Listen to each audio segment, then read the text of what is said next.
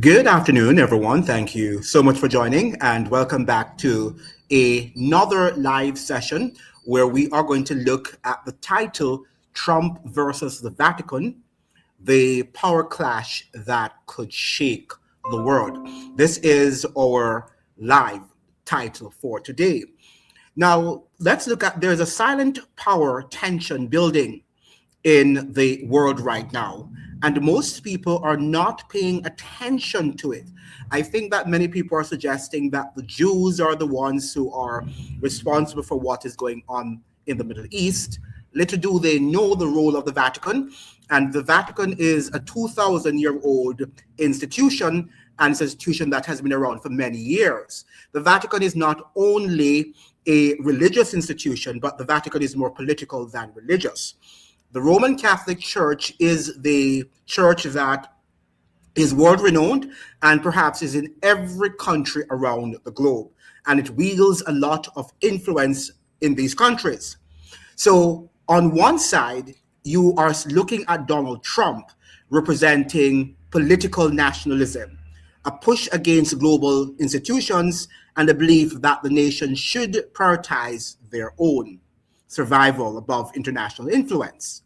On the other hand, or on the other side, you have the Vatican, the oldest continuous moral and spiritual authority in the Western Hemisphere, in the Western world. The Vatican is the oldest continuous moral and spiritual authority in the Western world, with influence that goes beyond religion, reaching into diplomacy, education, and global ethics. Now, here's where it gets interesting. This is not a physical conflict. This is a clash of authority. Who has the right to shape how nations behave?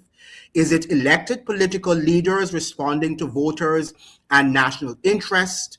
Or is it global moral institutions that claim a highest ethical responsibility over issues that are, issues like migration, war, poverty, and human dignity?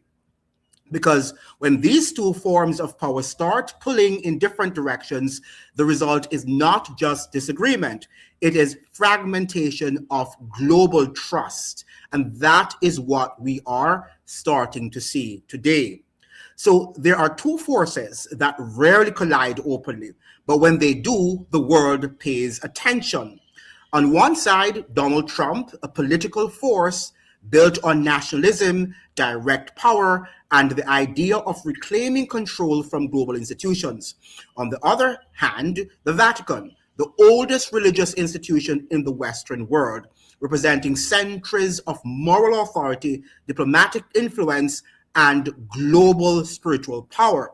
And the Vatican has diplomatic relations with over 180 countries in the world.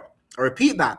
The Vatican has diplomatic relations with over 180 countries in the world. Think about a small city in Italy that wields all that power around the world. Now, here's the question that no one is asking clearly. What happens when political nationalism starts challenging moral global authority at the highest symbolic level? This is not just about Trump, and it's not just about the Vatican. It is about who gets to define legitimacy in the modern world. And oftentimes we look at things superficially, as the media is doing, and people get carried away thinking that this has to do with Trump and this has to do with Pope Leo XIV. Because whether people realize it or not, we are entering in an era, right? We're entering an era where three systems of power are increasingly competing. Political power, and those represent what? The political power represents the government, presidents, and we have elections. Okay, so that is what we call political power.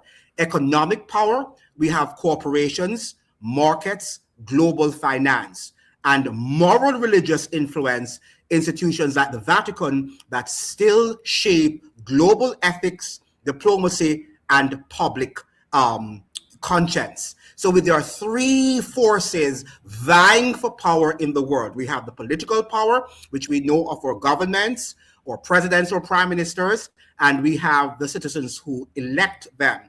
We also have economic power, the corporations that we say, corporations control the countries, but they, yes, wield a lot of influence, markets, global finance, and the moral religious influence, which we often do not pay close attention to. And in the final analysis, in the final warfare, the moral and religious institutions are the ones which we have to pay close attention to. Because this world is sinking so much into a deep moral crisis that eventually people are going to clamor for some pastor or bishop or deacon or pope to sort of settle that moral decline in the world.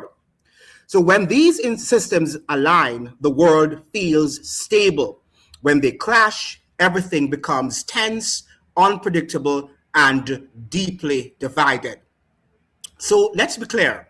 The Vatican is not a government in the traditional sense, but it is one of the most powerful soft power institutions on earth. It influences diplomacy, education, humanitarian policy, and global moral debate. Now, contrast that with Trump's political philosophy. And Trump is now behaving as if he's Christ, right? We know that he had an AI image of him pretending as if he were healing, this patient, and global moral debate. Now, contrast that with the Vatican. So Trump represents the political power. Let us make sure we are clear on this. And the Vatican represents institutional moral authority. Now, his approach prioritizes national sovereignty and international law. So when people talk about Trump versus global institutions, when they're really talking about is the tension. Should global moral authority guide nations? That is what we need to ask. Should global moral authority guide nations, or should nations decide their own direction independently, even if it clashes with long-standing global institutions? Now, this becomes even more sensitive when issues like immigration, war, climate policy, poverty, and global aid enter the discussion, because the Vatican often speaks on these issues from a moral standpoint, while political leaders like Trump approach them from a national interest standpoint. And I want to ask you directly, do you think global moral institutions should have influence over political leaders? What do you think? Do you think that moral global institutions should have direct control over government institutions? Now, that's the question that is being put to us. That is the question that we should be asking ourselves. At the end of the day, because of the moral decline in our societies in the world, people are going to eventually say, we want to go back to the days when we were we were more moral, okay? We were never any moral upright society. No society can claim that they were ever perfect, right? And that we followed morality throughout, but the fact of the matter is that things are going to get so bad that people are going to say, we need some divine intervention. And who represents that divine intervention? The church. Now, the Pope has always claimed that he is the vicar of Christ on earth. So it's interesting that when Trump had that AI image of himself, touching that patient on the bed, apparently with the flames in his hands, almost like he's a divine person, the Pope believes the same thing. So they're there and they're having all of this, that's the irony of it, between Trump, the conflict between Trump and the Pope. The Pope believes that he is God's representative, the vicar of Christ on earth. Is that true? The Bible does not say that. The Bible says that the Holy Spirit is Christ's vicar on earth. his representative on the earth, but the Pope says that he is. So the fact of the matter is that the Pope sees himself also as a God. And many people are calling Donald Trump the Antichrist. But is Donald Trump the Antichrist? Let us look at some of the Protestant, reformists and what they had to say about the Pope. We're going to look at that, and I'm just going to read for you quotations from them in which they have suggested that the Pope of Rome, the institution of the Vatican, is actually the Antichrist on earth. Now, why is the Vatican deemed to be the Antichrist? Because it suggests, the Pope of Rome suggests that he is actually the vicar of Christ on earth, which makes him appear to be God. And we notice that the priests in the Roman Catholic Church, pretends to forgive sin, or say that they have that right. Is that biblical? That is also not biblical.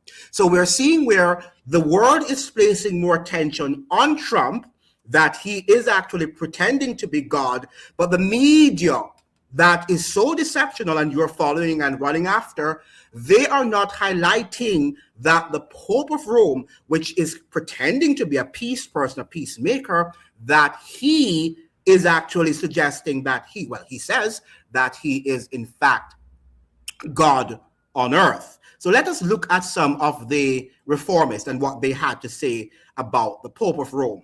Now, it says major Reformation leaders who identified the Pope as the Antichrist or man of sin, all right, included Martin Luther, John Calvin, John Knox, and Thomas Cranmer. I think it's Cranmer. They believed the papacy, rather than a single individual, was the Antichrist, as it claimed headship of the church and instituted doctrines they deemed unbiblical, such as the Mass. Now listen to what Martin Luther King says. Martin Luther, not King, but Martin Luther, the reformist. And he lived from 1483 to 1546. Luther explicitly stated in 1537, and I quote, "The Pope is the very Antichrist." This is what Martin Luther, the great reformist, said, "who has exalted himself above and opposed himself against Christ. He believed the papal system fulfilled the prophecy of the man of sin," which the Bible says that there is going to be a man of sin, which is going to institute the mark of the beast. John Calvin, and he lived from 1509 to 1564. In his Institutes of the Christian Religion, Book 4, Calvin identified the Pope as the Antichrist primarily for his role in the Catholic Mass. For those of you who attend Mass, that is a very irreligious and unbiblical event to attend. John Knox, and he lived from 1505 to 1572, a disciple of Calvin. Knox identified the Pope as the very Antichrist and son of perdition, of whom Paul speaks. Thomas Cranmer, and he lived from 1489 to 1556. Cranmer, who led the English Reformation, stated, and I quote, "Whereof it followeth Rome to be the seat of Antichrist, and the Pope to be the very Antichrist himself." Jan Hus, from 1369 to 1415, he says, "Though pre-Reformation, the Czech reformer argued that a Pope living contrary to Christ is an Antichrist." So the Pope lives contrary to Christ. It is not a Christian church as we would believe. And many others have spoken time and time again of the role of the Vatican in the fulfilling the symbolic representation of the Antichrist. Now, the BBC here comes with a very interesting article here in which it's suggesting that it is not usual for President Trump to face criticism from Catholic leaders. His hardline immigration policies, promised in his campaign and cheered on by supporters, have prompted condemnation from church leaders for months. It has put the hierarchy of the Catholic Church in the US at odds with more right-leaning, rank-and-file Catholics. Let me say this too.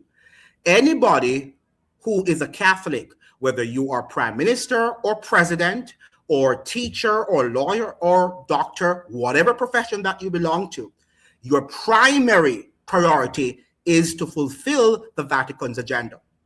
Okay, and the Vatican has one clear agenda, and it is to Catholicize the entire world, not just America, but the entire globe. That is its primary objective.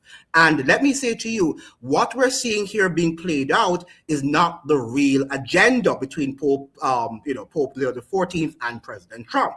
They're just creating drama to distract us from the real issue, from the real agenda, and that is what we have to pay attention to. So the media is complicit. And by the way, if you read also Avril Manhattan's text, the Vatican role in global politics, you will see that the Vatican controls the media.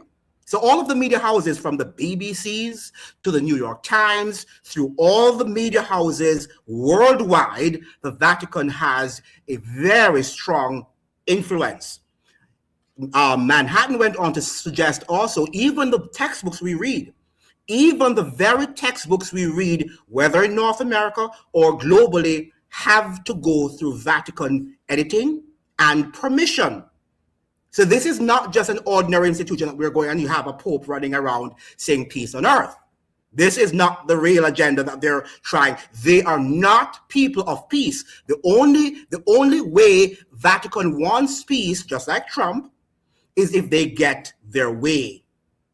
If they get their way. And perhaps behind the scenes, Trump and Pope Leo the 14th are facing something, are clashing, because maybe something is happening in the Middle East, something in the United States that the Vatican might not be in agreement with. It wants its stance, but it has to create this illusion that it is for peace. But the Vatican has never been for peace. And if you read the history of Europe, you will see how it for many years had kept the Western nations of Europe in total darkness. Because wherever the Roman Catholic Church is domiciled, it runs the show. It does not believe in democracy. And that is what you and I have got to understand. Democracy, as far as the Vatican is concerned, is Vatican controls the world. Okay? And 100% too. So we're seeing here that, let me continue with the article here in BBC. What is striking is where some of this criticism is coming from. Loyal conservative Catholic allies, they're unhappy not just because of Trump's public friction with Pope Leo the 14th, but at a much deeper level over the Iran war. The uproar over Trump's lengthy social media attack on the first American Pope. Now, that is something we have to discuss also, the first American Pope in the history of the world. Do you know that when the United States was founded, that the Pilgrims never wanted one Roman Catholic to live in the United States? Why? Because of their experience with Roman Catholics in the old world. Now, nothing is wrong with people who are Roman Catholic. Let me just say that very clearly. I am not against people who are Roman Catholics, neither should you.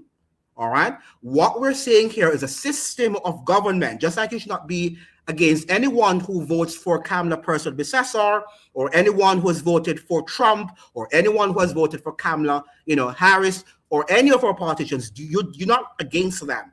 And you and I should not try to make them feel bad.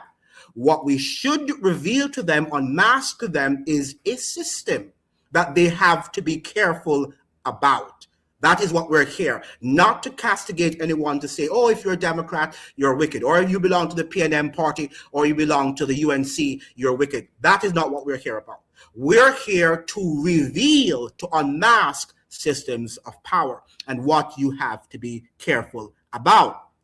So we have here, let's continue with the, so we know that that Trump actually, he posted some image of AI image, which suggests that he had, he looks like Christ himself, or a God figure. So together with the AI image, he has crystallized a shift in opinion among many Catholic conservatives since the war began 6 weeks ago. Now, this is what he's saying. I pray that all of this will clarify for people that we don't look to a national leader. We don't look to those who have the most money or the most weapons. We look to Christ, says Bishop Joseph Strickland. Now, listen to what the bishop is saying. But yet still, the Catholic Church believes that it is the priest who actually forgives you of sin. The Catholic Church looks to its leader, the Pope, the Bishop of Rome, as the representative of Christ himself. Yet they're seemingly opposed to Trump. Do you see the irony here? Both of them, the pot is calling the kettle black, because make no bones about it, when it comes on to authoritarian rule, there is no global institution like the Roman Catholic Church. None. It is the most brutal and vicious institution in the world, period. Now, these words come from a man who only last year participated in a prayer event to consecrate presidents at Mar-a-Lago home. In 2024, Strickland delivered the keynote speech at CPAC, where Donald Trump was the guest of honor. So here we have a bishop who supported Trump, but now apparently seems to be coming out against him. Are they playing a game here? Are they trying to confuse us? Are they trying to entertain us? Listen to this. In 2020, he addressed a march at Donald Trump supporters calling to overturn the election results. This is a Catholic bishop doing that. Bishop Strickland at the March for Life in Washington in 2024, he has been a staunch supporter of Donald Trump through thick and thin. Indeed, his overt political alignment and open confrontation with the late Pope Francis even played a part in his removal from office as Bishop of Tyler. So we're seeing here where they play both sides of the coin. So you have the Catholic Church who are for Democrats, and you have Catholic leaders who are for the Republicans. Their agenda is not any of those agendas that that they are claiming. They want to ensure that there is a lot of confusion in the states, in the world, so that the Pope can intervene. And then the Pope can claim himself as the moral leader. And what a time. What a time. I'm seeing everybody now suggesting, oh, I'm not for the Pope, but, I agree with what the Pope is saying. Yes, we all agree with what the Pope is saying in terms of we want peace. But we also have to look at the person who is saying that he or she wants peace. And certainly the Pope is no moral authority. Absolutely none. And you just have to read the history of the Vatican. You just have to read the history of the Vatican to understand that this Pope is not what he claims himself to be. So let me ask you the question. Do you think, what is your understanding? What is your, philosophy? What opinion did you arrive at when you saw the conflict between Donald Trump and the Pope of Rome? What was your first reaction? Let's begin talking to each other, and then we can move on with other things on the program. What do you think? Do you think that the world needs a moral authority, such as the voice of the Pope? Please make sure you're actually liking the live and you're sharing it with others. Do you think the Pope of Rome should be the moral authority that governs the world, or do we need moral authorities to govern what our presidents and prime ministers do? This is a very important discussion. This is not something that we should be taking lightly, because it's going to affect every man and woman and child living in this world. This perhaps is the most important discussion that we're having on this live. So make sure you're sharing it with others. People can come on and participate, because the algorithm is not distributing the videos as we would like them to. So let's get on with the business. Do you think that our presidents and prime ministers need moral authorities, moral leaders to influence what they do? Does Trump need the Pope to guide him? Do you believe in moral authority? Do you believe in morality? And where does morality come from? Does morality come from nature, Or does it come from religion? Does it come from politics? Where do we get morality from? Because we are seeing nowadays that is going through the doors, right? People are no longer talking about morality. People do whatever they want and say that it's freedom. They steal, they kill, and nothing is like nothing. So our humanity now, is questioning whether morality is something that we should take for granted, or should we include it in the way our politicians lead us, govern us. What do you think? Let's begin the conversation.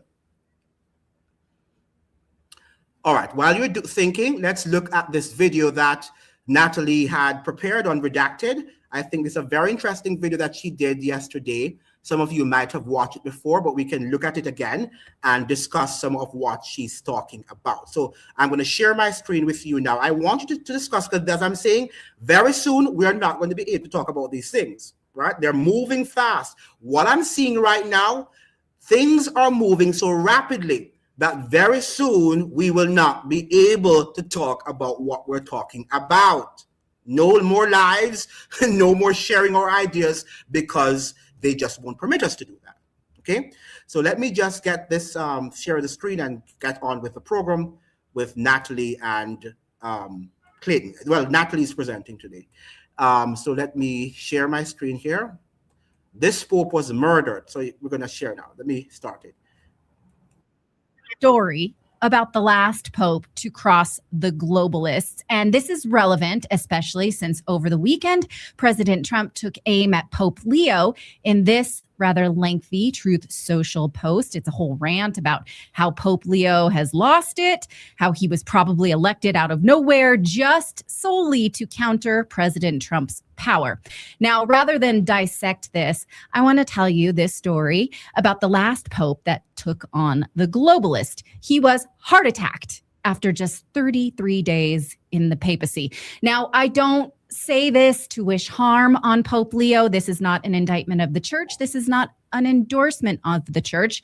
On the contrary, I tell you this to underline the power of subversive forces inside world governments, religion, and secret societies. So again, this story is kind of like a Dan Brown novel, but it's true. It involves the CIA, the Freemasons, P2. Hold on, okay? If you don't know this story, I'm going to tell it to you, and I'm painting in broad strokes.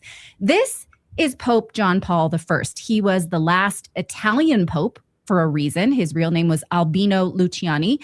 He was known as the smiling pope because he was constantly smiling, just like this.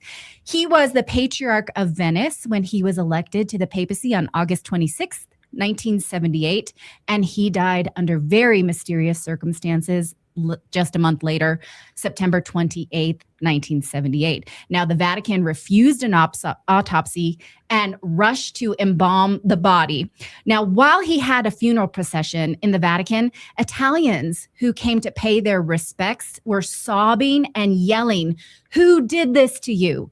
Who murdered you?" Meaning the populace knew. They suspected foul play all along, but the Vatican rushed in Pope John Paul II and never gave answers. So back to the smiling pope. He did not want to be pope. I know they all say this, but if you read his writings to his close friends and family, he really didn't. In fact, he drove himself to the conclave in an old beat up car and was like, "I need to get the engine fixed so I can get right back to Venice." He thought he was just one and done. He left all his stuff behind. He did not campaign for the papacy, and yet he won. Now, he was not known to seek power, but he had a deep disdain for corruption. He opposed Vatican II. He was disgusted by the money-making endeavors of the Vatican. As Patriarch of Venice, he was deeply affected by the scandal of the Banco Ambrosiano, which you're just gonna have to believe me that it's a scandal for time's sake, and then you can look into this separately. But the bank was closely tied to the Vatican Bank. When it failed, many people in his diocese lost their savings. He saw firsthand how church-linked institutional power and money grabs could harm the faithful. Now, after a month as Pope, he was set to clean house and dismiss the people he believed were connected to the banking cabal, including, now these are two people you need to remember, Archbishop Paul Marcinkus and also Cardinal Jean Velotte. He was the Vatican Secretary of State. Both of them were connected to this banking scandal. They were also both Freemasons, which was another subset of the church that Luciani was against. And in fact, the official position of the church was that Freemasons be excommunicated. But the Pope had found evidence that both the Freemasons and P2 were operating inside the church, and he was against it. What those are fraternal networks that operate in secrecy. So they're basically what we call today globalist elites. They subvert institutional will to their will. They're elites, basically. Both have ties to the CIA. So the story goes that after a few weeks in office, But she's not saying anything about the Vatican Jesuits, right? The Vatican Jesuits who control all of these people, right? People don't understand that Freemasonry is also controlled by the Roman Catholic Church, even though it pretends that it's against it, but she's not aware of that. She can only give you what she knows. Pope drafts a list of higher-ups in the church who he would like to resign or replace. One of them was Chicago Cardinal John Cody. He was a famous scamster who was in charge of the church in Chicago. Previous popes had failed to get rid of him despite mountains of corruption and evidence of corruption. And in fact, he was under investigation by the U.S. government. He also told Cardinal Villot to his face that he intended to replace him. Again, he was the Secretary of State, and his notes were set to replace Bishop Marcinkus, those two men I told you about, president of the Vatican Bank. So Wednesday night. I like making my podcast. I don't like making short clips of my podcast. So the AI chooses the best clips. Maybe this one. Okay. September 27th, he has a 2-hour meeting with Cardinal Villot. He explains all the changes he's about to make. He shows him a handwritten list. He goes to dinner at 8 o'clock. He goes and has a phone call at 8:45. And then he finishes up a speech, goes to bed around 9:30 p.m. at night. Now, the Pope's habit was to get up every day around 4:30 a.m. and then meditate between 5 and 7 a.m.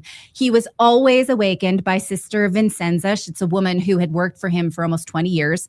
She always brought him his first flask of coffee at around 4:30. And then he would say, okay, good morning, thank you. He would get it outside the door.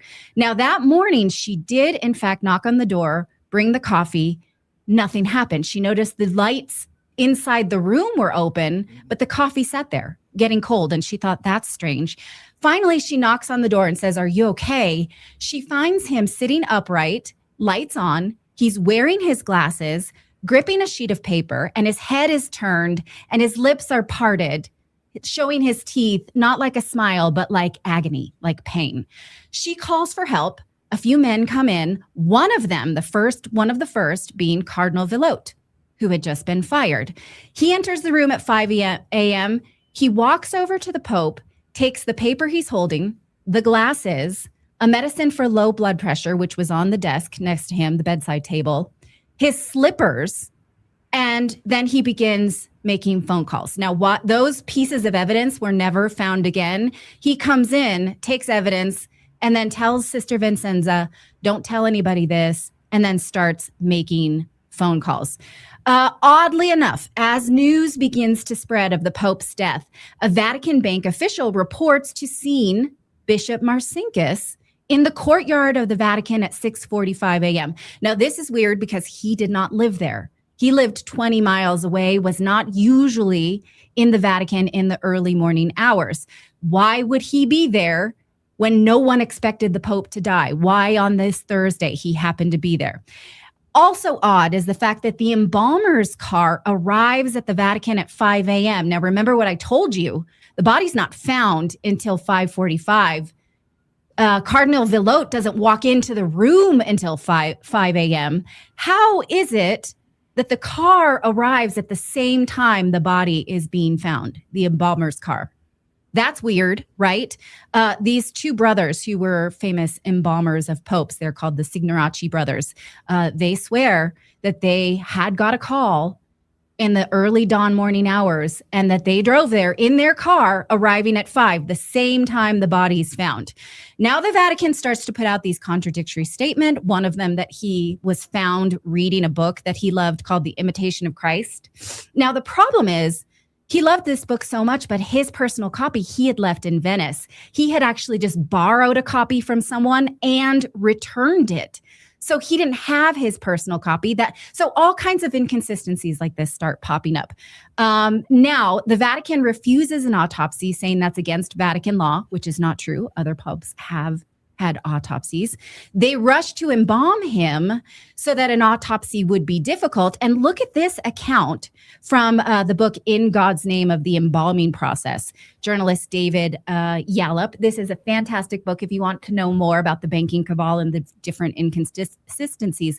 But he reports that at the Vatican's insistence, no blood was drained from the body, neither were any organs removed. And in fact, the embalming took 3 hours because the Vatican was adamant that no blood be drawn from the body. Even a small quantity of blood would have been more than sufficient to establish the presence of any poisonous substance, and yet they specifically refused. No blood. Then they turned to the media, who was complicit in their cover-up. The press starts to tell these crazy stories. The Pope had a history of illness. That was not true. His own doctor was shocked when he heard about this. Mm-hmm. They make up stories about how he was found, about this crazy story about smashing the papal ring. And in fact, he was Pope for too short of a time to even have a ring. Now, the autopsy, the outcry for an autopsy grows so loud that the Vatican eventually does perform sort of a scam of one. On October 3rd, a group of doctors show up at the site of the body. They put up large screens. They kick out the Swiss guards, and they just stay there for 90 minutes. And then they told the press, actually, that wasn't a full investigation. We were only there for 20 minutes, and we were just checking the embalming, even though they did not bring in the Signoraci brothers to check that embalming. Now, there are, again, other major red flags, links to the mob. It can be linked to Michelle Sindona, who was in jail in the U.S. at the time, but I think or under indictment, at least. I think you get the picture. The Vatican did weather this controversy, and part of the way they did that was by rushing in the election of Pope John Paul II. The press turned their attention then to him as the first Polish Pope. He was charismatic. And would you say he was widely beloved, Pope John Paul II? Oh, yes. Yes. And so he would get crowds, all over the world. Right. Yeah, people, he would, get inside the Pope mobile and millions of people would line the streets to see. Yes. Okay. But under his leadership, the Vatican bank scandal and other scandals did not, in fact, disappear. They only deepened.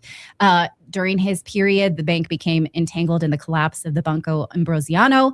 The chairman, Robert Calvi, was found dead under mysterious circumstances in London. Archbishop Marcinkus, he was a Chicago native too, was implicated through offshore entities, very questionable financial dealings. And again, rather than expose this network, the Vatican moved to contain the damage, denied legal responsibility, but did in fact pay out millions in settlements to Ambrosiano creditors. And it was a massive theft from the Italian people. It crashed the lira. It created massive hardship throughout Italy at the time. Marcinkus was never prosecuted. He was shielded by the Vatican and Pope John Paul II. Archbishop John Cody of Chicago, he would in fact face U.S. investigations for financial misconduct, but Pope John Paul II kept him in power too. And in fact, he was alleged to have funneled money to the Vatican through Poland. And it is widely reported that when Pope John Paul II visited him in Chicago in 1979, he met him at the airport with a big box that he said was a personal present filled with $50,000. Yes, I read this too. And in fact, everything that she's saying is accurate. And I read it in another book. And if you read also the book that I suggested by Avram Manhattan, you are going to see him revealing a lot of the Vatican's secret maneuverings around the world, including in the drug trade. We've got to be careful of this institution. And you're looking at Trump, but Trump is like an innocent altar boy when it comes on. And he's also a very corrupt person. But in comparison to the popes and the priests and all these people, he's just like an innocent altar boy in comparison to their deep level of corruption.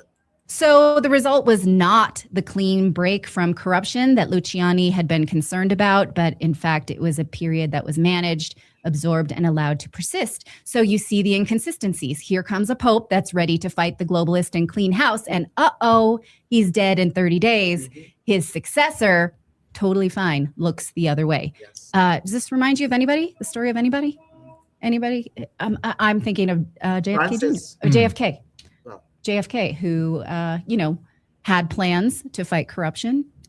But by the way, just before Clayton speaks, Pope Francis, who was also greatly beloved, and he was compared to Pope John Paul II, he too was involved in the dirty war of Argentina. And if you read that history of Argentina, it's a very dark and disgusting history, right, to say the least. And the level of torture that he was involved in as Pope Francis, who recently died. And the Vatican, in order to not allow him to go through the process of the system, the legal system in Argentina, funneled him to become Pope. So this is also another story in which, Pope Francis, before his death, might have been indicted because of his involvement in the dirty war of Argentina, but they made him Pope. And notice how beloved he was. He was also the first Jesuit Pope in the history of the Vatican. But let us go back to what these guys are saying. And RFK? Yes. I mean, as Attorney General, and who was actively going after these people and the mafia specifically? Yeah. Yeah.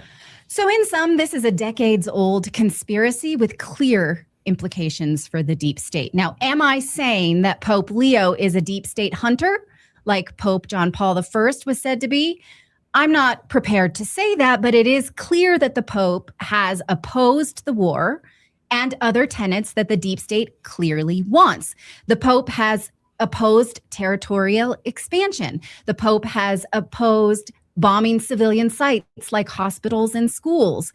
The Pope is against, for instance, he spoke out recently in a speech in January, spoken out about the dissent, the silencing of dissent.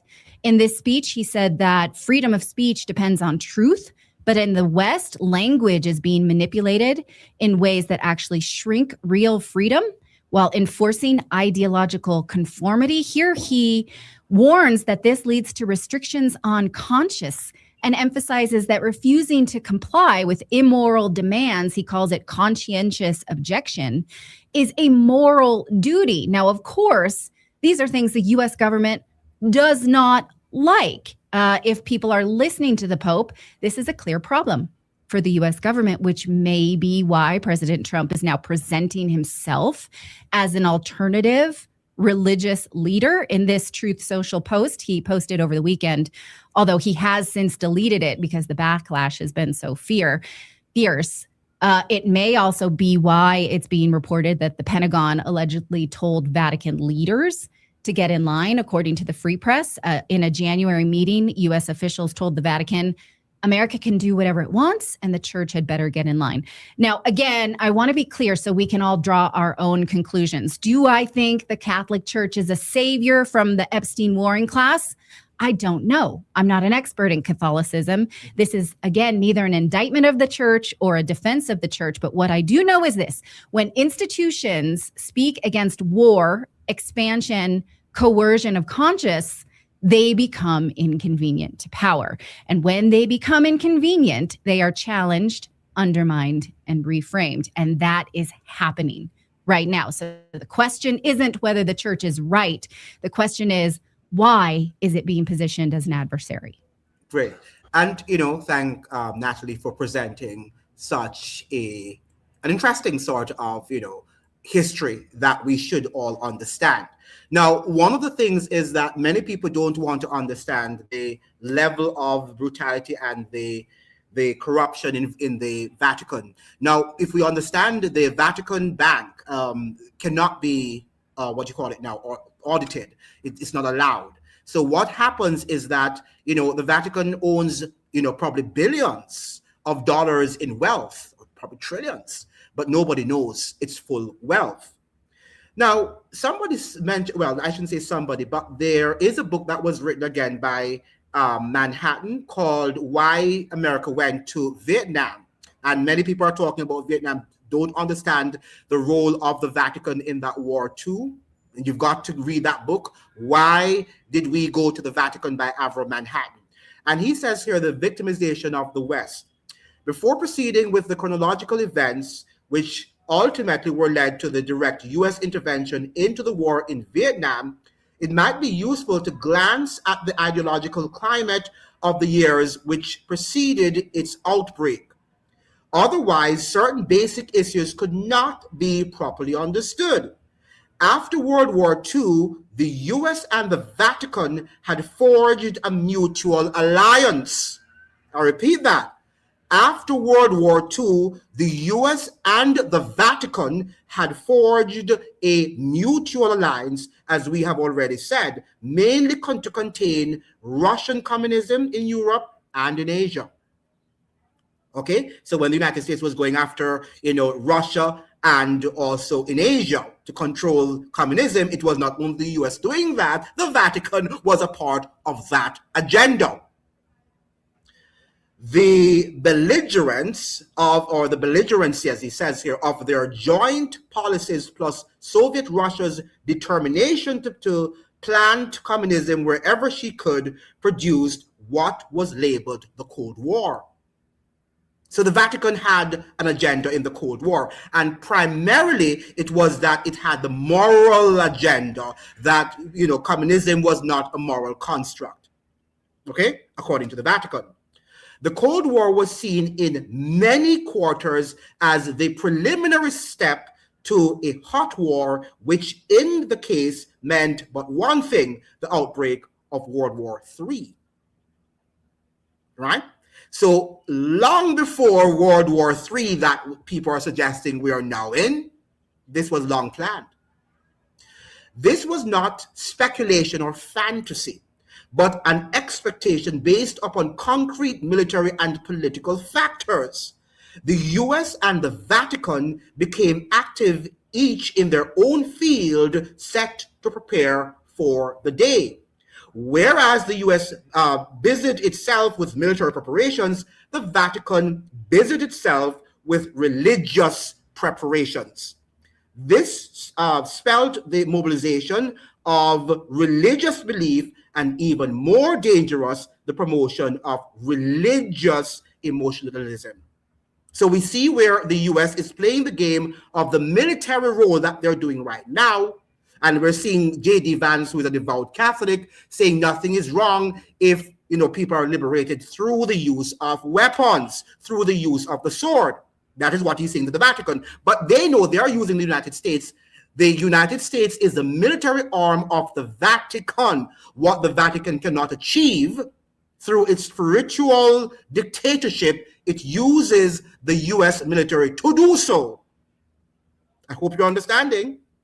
The Vatican is a formidable diplomatic and ideological center because it has at its disposal the religious machinery of the church. During the Cold War, it used such machinery with a skill unmatched by any other church. What did they say? That President Reagan joined efforts with Pope John II, right, to have dethroned communism. That was what they told us in our history books. What they have not told us is that that alliance had been going on for years after World War II.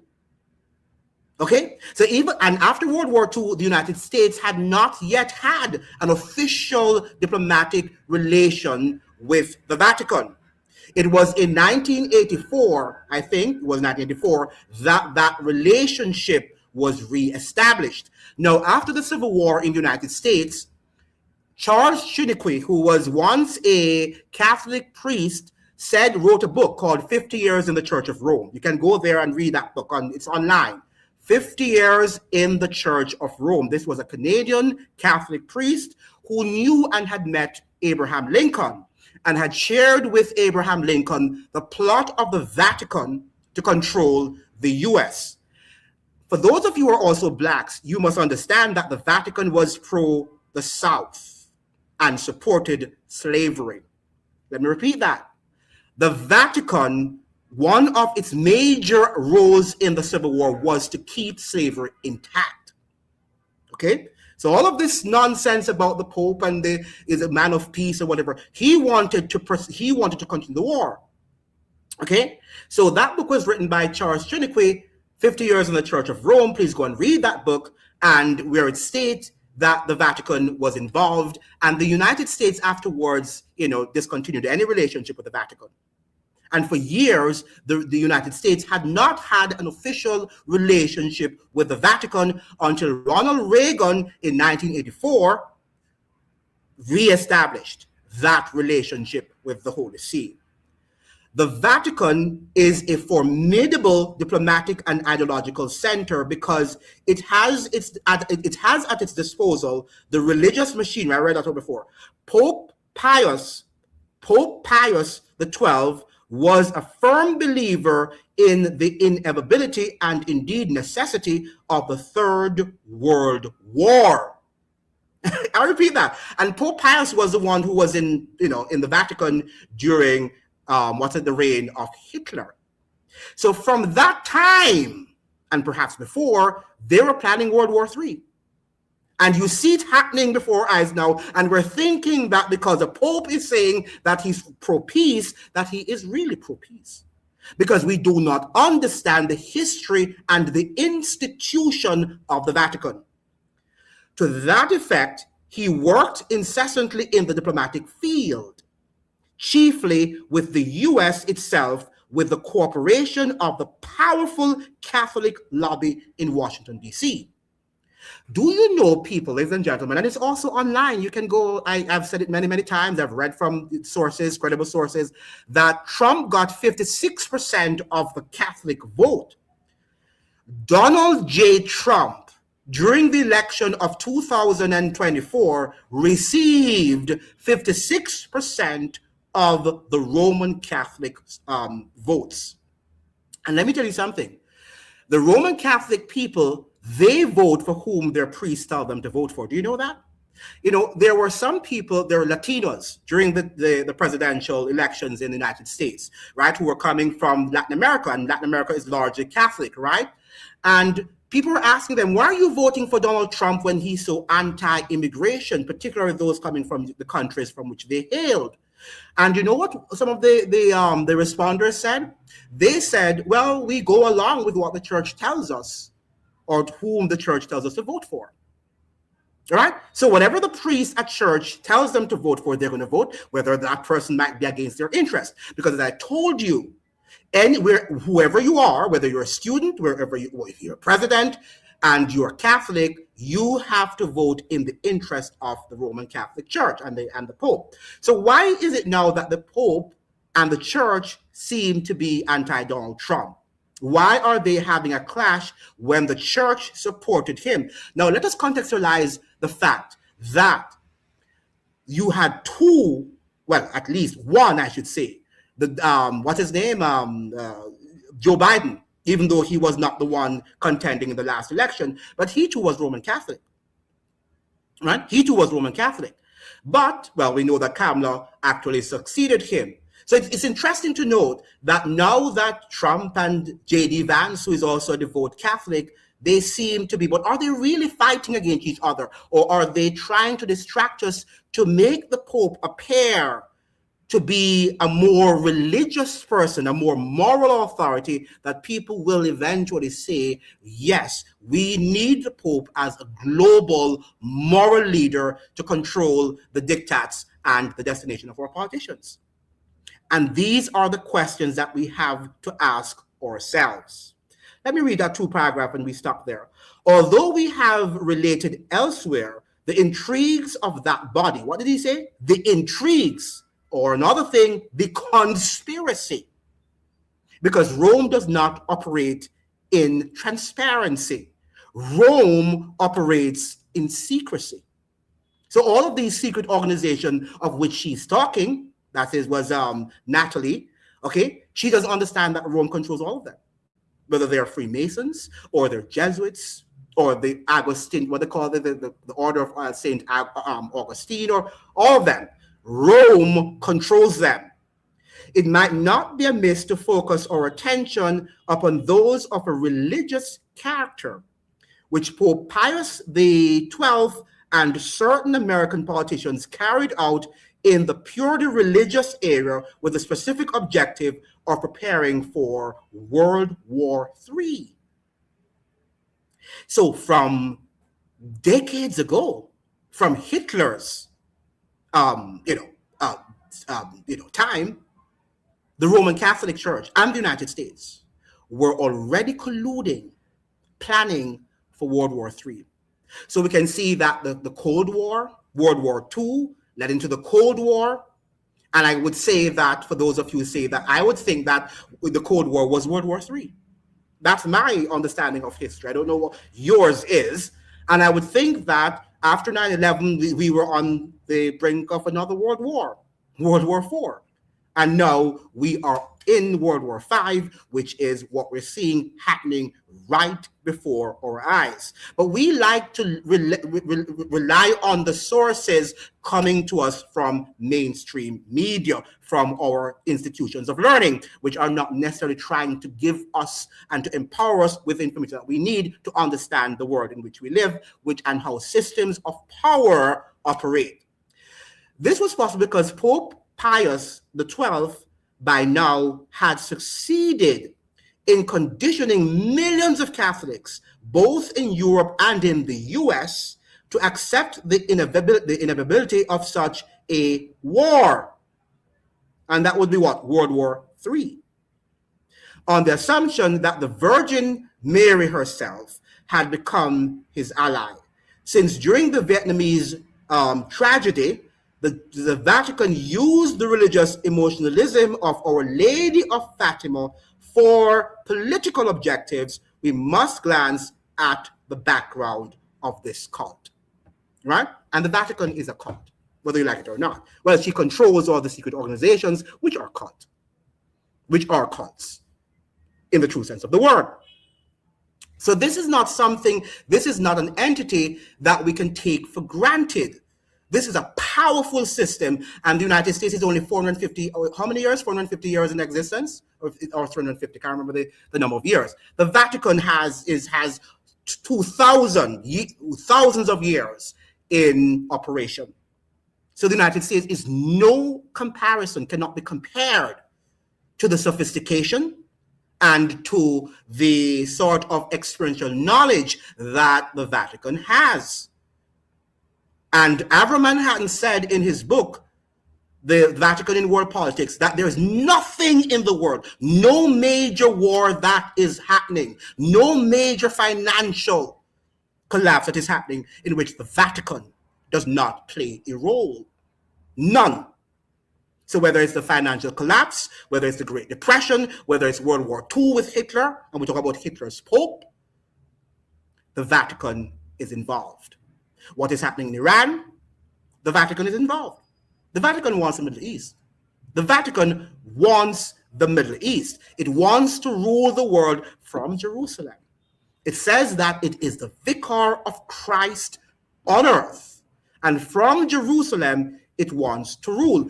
Do you know, by the way, that the Vatican was not in agreement with Britain and the United States and the Zionists when they wanted the Jews to go back to Jerusalem?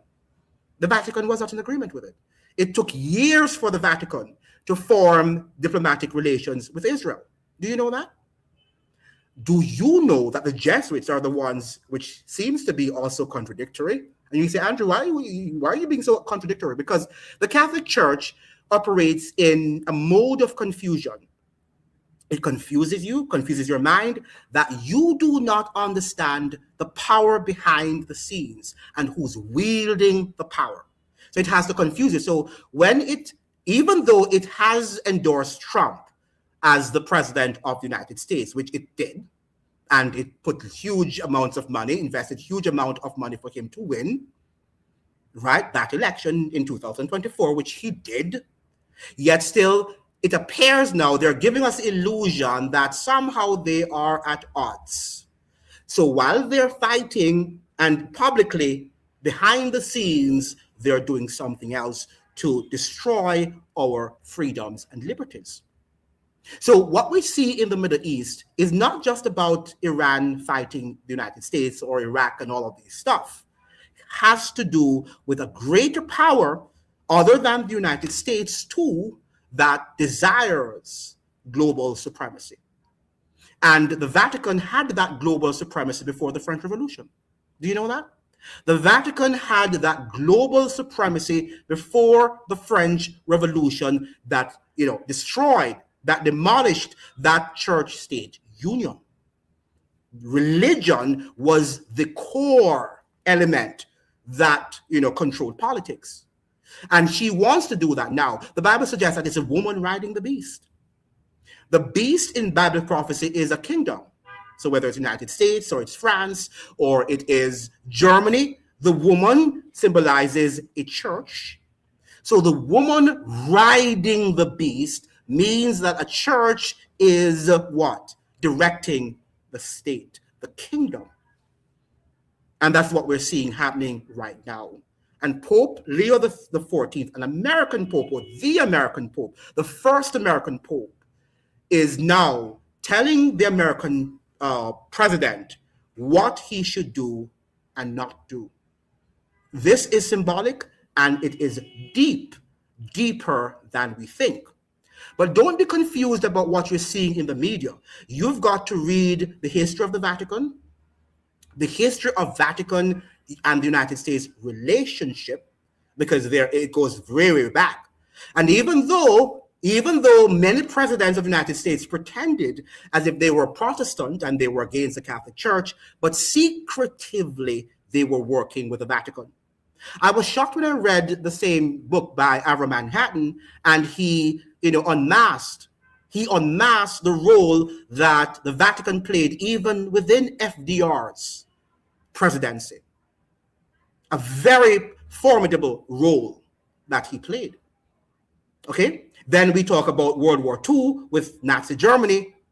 We talk about Franco's Spain. All right, and all of these dictators.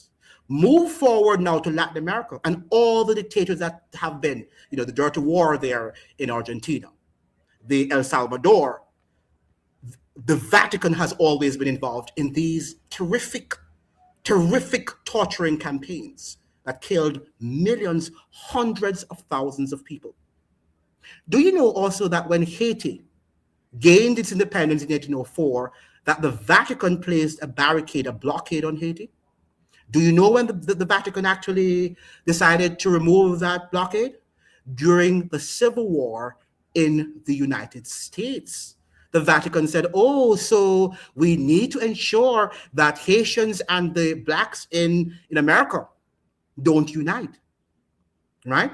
So they pretended now to suggest that they now are recognizing or were recognizing Haiti when many years they isolated that country because the Vatican was against the Haitian Revolution. The Vatican never wanted blacks in Haiti, people of African descent, to be free. So some of you are sitting down there and you're just looking at some systems of power as the US and the US. Okay, yes, and the US, yeah, the establishment is there and we should recognize their racist policies, but we also have to look at other institutions more powerful than the United States itself.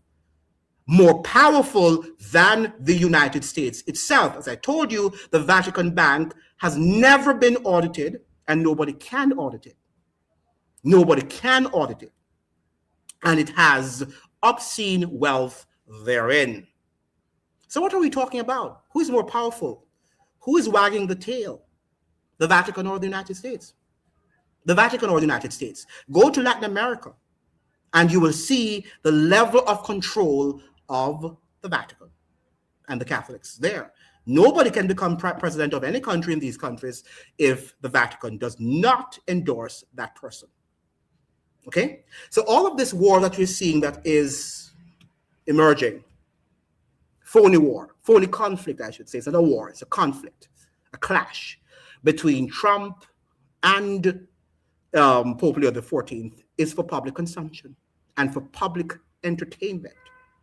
Only if we would understand the history and we would begin to connect the dots, then we would say, wow, how human beings can be so hypocritical and so dangerous, right? That they can play a phony game in front of us, J.D. Vance and all of these guys. Who do you think control the CIA? Which it controls the wars that are, going on right now. Many people understand that, William Donovan, he was the one who actually the founder of the CIA, and many people call it the Catholic in Action or the Catholic Intelligence Agency. That is what they call the CIA and the FBI. Well, the CIA is called specifically that. So whether it's secret organizations or secret societies, we can see where they have the stamp of the Roman Catholic papacy, the Roman Catholic Church on these such institutions. Now, the Pope is brilliant because he belongs to a very experienced system of power. So he understands that people are not just going to accept the Roman Catholic Church as the moral leader. They say that oftentimes, that are people going to accept them? In order for us to accept them, they have to create wars, allow these people who they are behind, by the way, to create wars, right? And then weigh us down until we are going to cry out and say, we need a savior. And who's going to be that savior? The Pope of Rome, the Roman Pontiff, is going to be that supposed, what you call it now, savior of the world. The vicar of Christ on earth. That is what they suggest. And that is exactly what they're doing right now in Washington, D.C., and they're in Vatican City. And you're fooled. You're fooled because you're looking for something that, yes, Iran is winning and the Pope wants peace. But does the Pope want peace? Or does the Pope want your attention? Does the Pope desire your adoration? And for you to claim it as the moral authority on earth? Is that what the church is doing? Is that what Pope Leo XIV is doing? These are some of the things that you need to reflect on, which you are not. And the media, like the little surface, presentation that Natalie was good, but she's not looking at the deeper crisis because she doesn't understand it. Okay? And that is why we have to be up on our knowledge of the Vatican, of the history of the United States, and the history of that sort of, alliance. And I must say this, and I'm not bragging, I'm not trying to look down on you, I am just trying to say this is the truth. Okay? And Avram Manhattan mentioned in one of his books also that if you don't understand the mission of the Vatican and Roman Catholicism, and he was not, a Protestant by any stretch of the imagination, that's Avram Manhattan. If you do not understand that sort of power dynamic that the Vatican wields over the world, you don't know global geopolitics.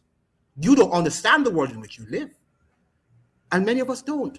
And that is why the globalist, because the Vatican is a globalist institution. What is Natalie on? What was she suggesting? He was saying that the Vatican is fighting against globalists, and the Vatican is the most globalist of all institutions in the world. I hope that if you know her, send her this video and let her read those books that I suggested, because she needs to know that. And hundreds of thousands of people are going to be watching her thinking that, wow, the truth has been declared. And I'm not suggesting that she has revealed what she knows, right? And she's here, but we have to look deeper at things than we are looking at them at the moment. Okay? And the Vatican and its policies are some things that are going to unfold in our world and is going to have direct consequences in the way how nation states operate and in terms of what we see as freedom in the world. Okay, any response? I think I have done a monologue. So let me hear from you now. And okay, yes, let me Slimy saying featuring redacted. Nice. Yeah. We were featuring redacted. Yes. But redacted is just, still superficial. They're still not, they're trying. Don't get me wrong. They're presenting what they do know, but they're not the end. And that's what we want to understand, that we need to listen to as many programs, but understand that these, whatever sources we're reading might not be the end game and saying this is what. So you, even beyond mine too, you have to go and read the books. You have to, you have to find some way to unmask for yourselves what is happening, because no man is going to do that for you. You will have to do that for yourself in terms of what is the truth. Because we are living like in herd. We have herd mentality nowadays where people are just on one group. Yes, redacted is a program, or yes, Tucker Carlson thing is the truth, but that is not true. Okay, you can get some insights from these. You can glean some insights from what they have to say, but we also have to dig deeper for ourselves, because whether you like it or not, some of these people might be on the agenda, and they're presenting and they're acting as Pope Leo the XIV, and what's his name, Trump, are doing. All right, so let's move on. Any questions, any comments, any other comments? So yes, redacted, we feature as many programs as we can so that we can broaden our perspectives. Any other comment, question about the Vatican and its role in today's world? Because this is perhaps the most important live that we are doing. Make sure that you like it and you share it, okay? Because people need to be taught and need to be enlightened. All right, so please share the live. Any other question, any other comment that you will like? I have spoken enough. So let me hear from you what you have. What did you think about Trump's, image as, portraying himself, or pretending, I should say, to portray himself as some messiah? Any response? Can you hear me? I don't want to be here alone. I want to have some people participating.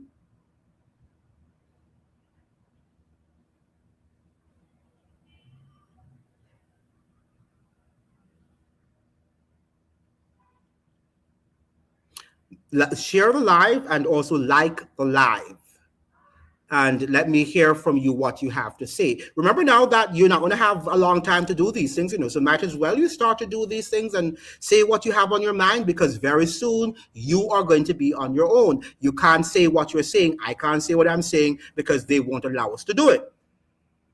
Okay, and once you see the Vatican coming in now and being involved openly, and they're getting more involved since the first presidency of Trump, we can see where they're now making statements and they're publicly involved.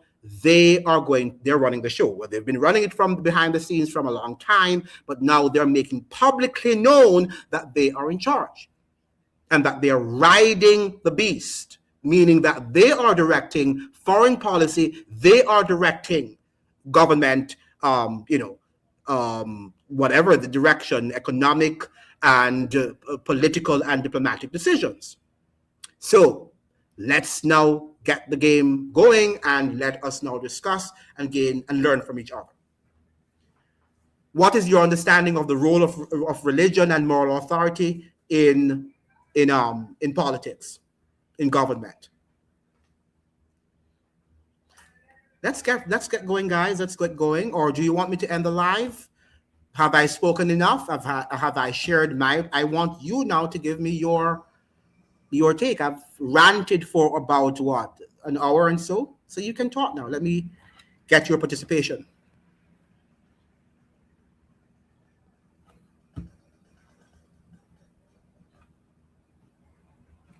Yes, we have Pedro saying here, the Vatican want open borders. There's why he spoke out. What he wants open borders? When you say open borders, what do you mean?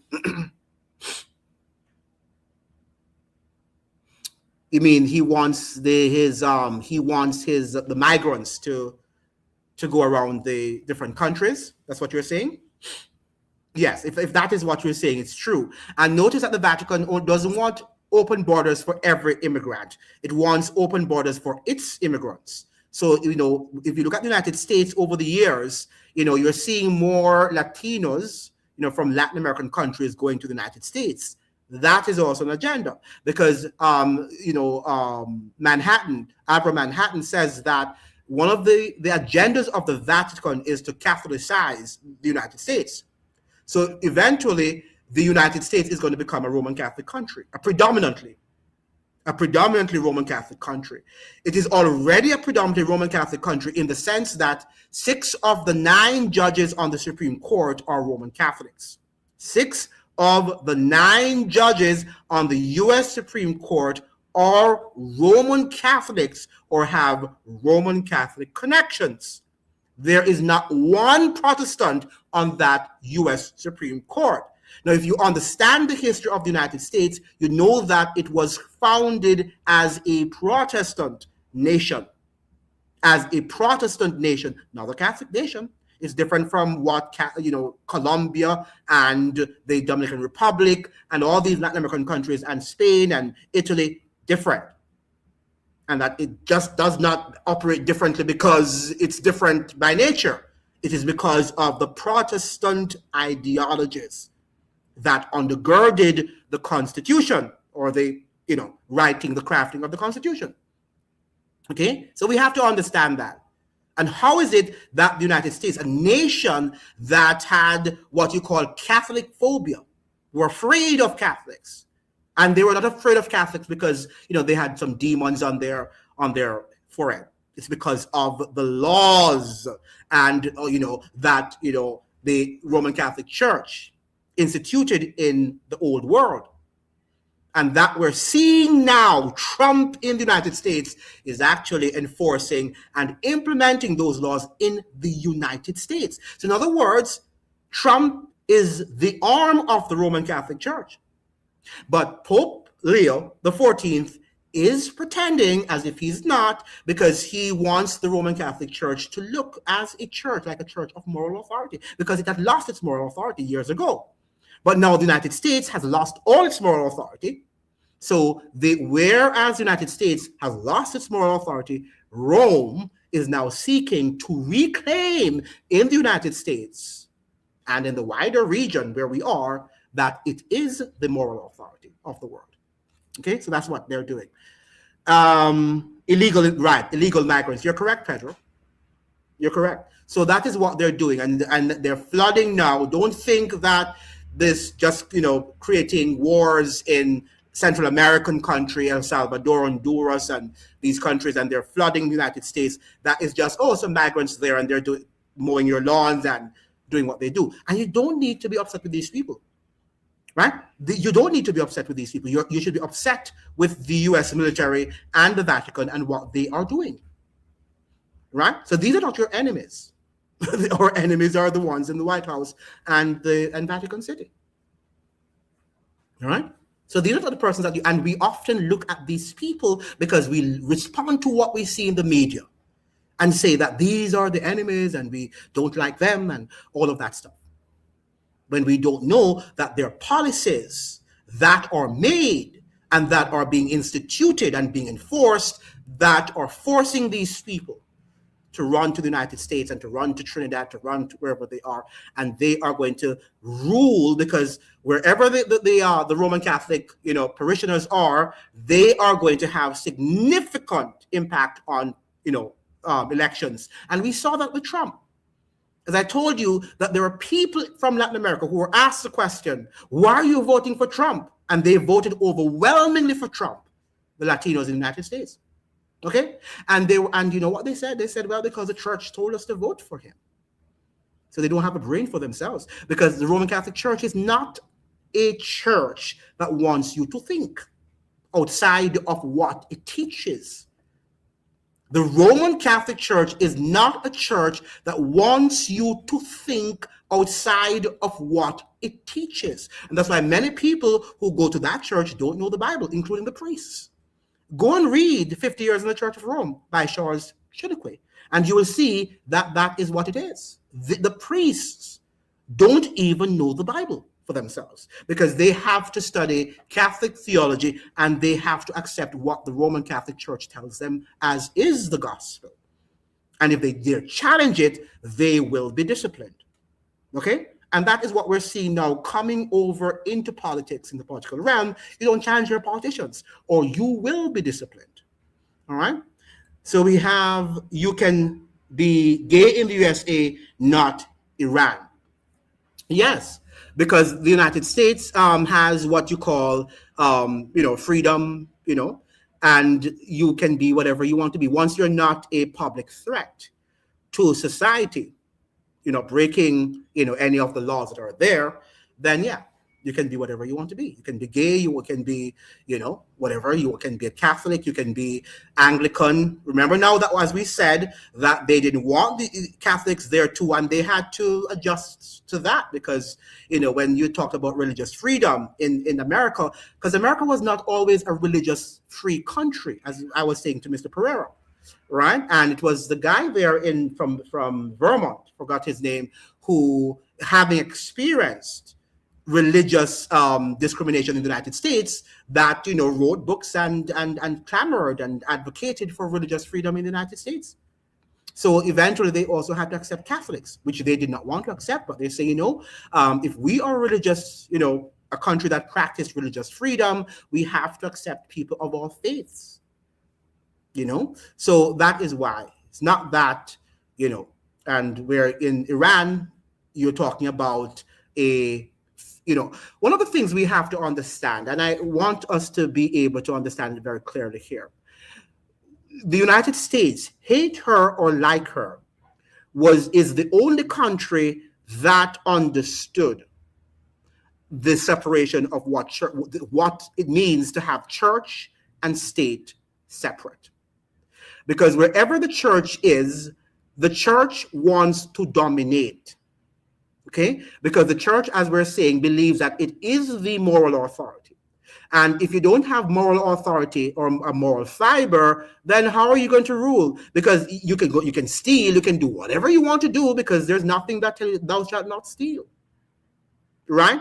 But so when we talk about this, Iran and all these countries, they are to a great extent theocratic, right? And they believe that religion should be what dominates.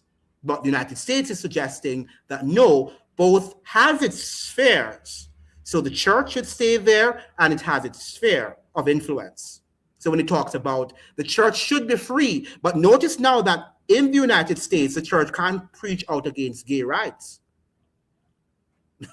or gay, no, and all these things. They can't, because now we're seeing a subtle, merger of the state with religion, even in the United States.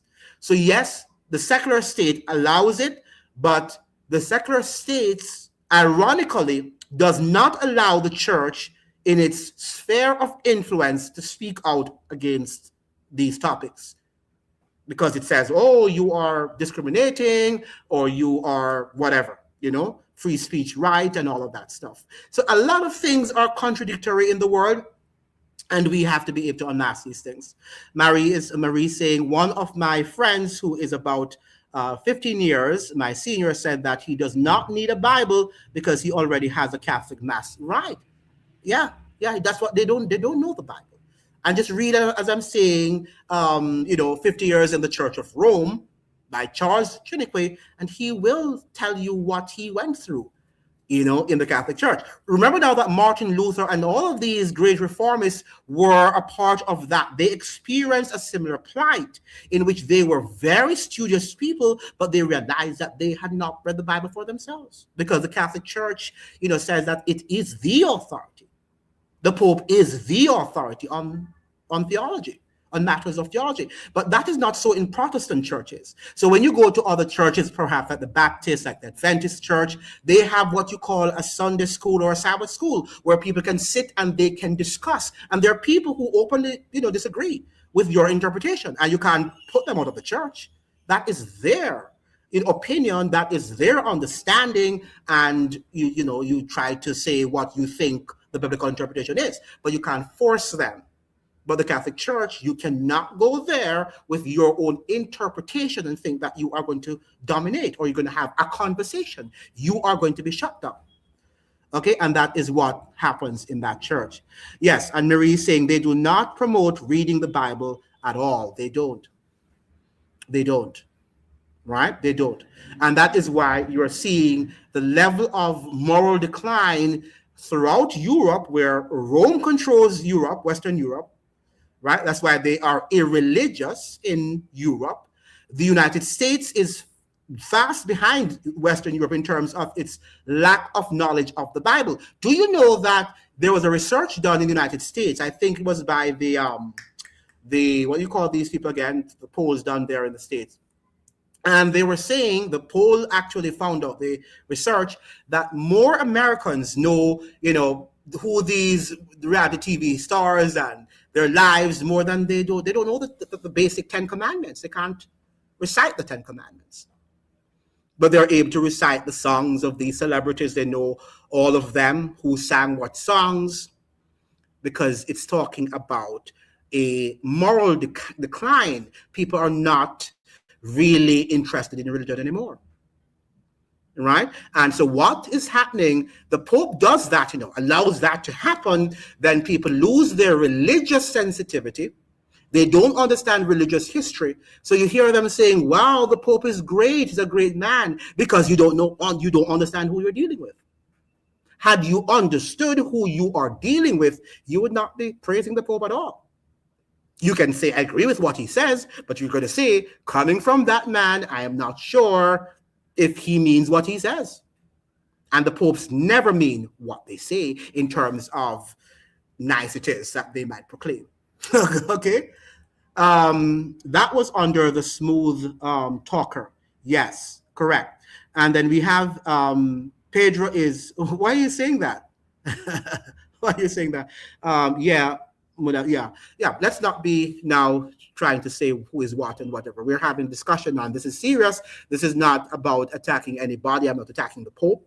I'm looking at institutions. I'm looking at how we relate to what we're hearing in the media, and if it is true what we're seeing and we need to have. So let us now stick to analysis and not to the attack of different people. I hope I don't seem as if I'm attacking the Catholic Church. I think they're wonderful Catholics. They're decent, law-abiding, perhaps more decent than I am, But the fact of the matter is that we have to look at the institution. Just like I'm saying, wonderful people who have voted for Mrs. Person Becessor, Andrew Holness of Jamaica, Ali of Guyana, and all of the other prime ministers of the Caribbean, and and Donald Trump of the United States. Wonderful people have voted for these people, but we're looking at their policies, we're looking at the systems of power, and we're trying to debunk and to unmask these. That's what I'm here to do, not to attack each other.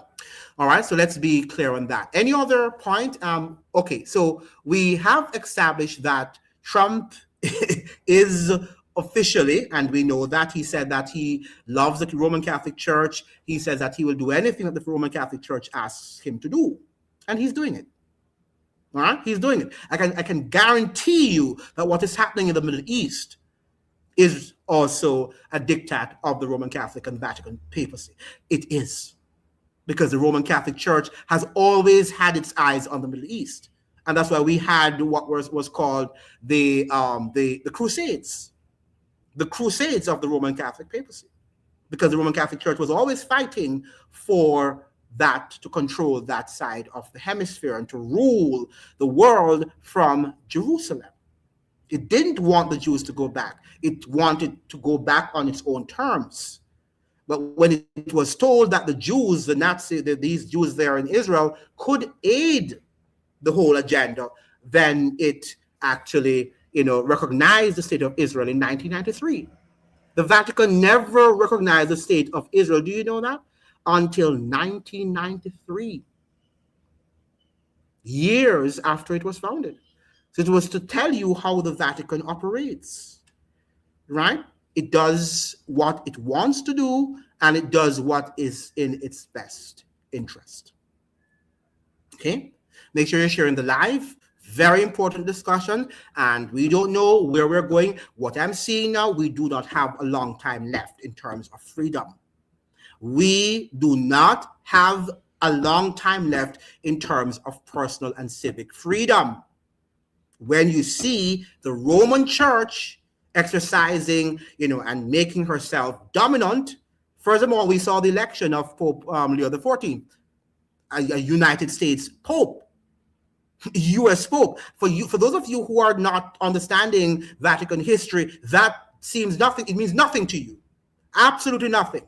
But for those of us who understand Vatican history and the history of the United States, it means a whole lot. It means a whole lot. The Pope and U.S. citizens just did not match. Maybe even 5 years ago. Now it is in our vocabulary that the current Pope of Rome is a U.S. Pope, is a U.S. citizen who speaks English.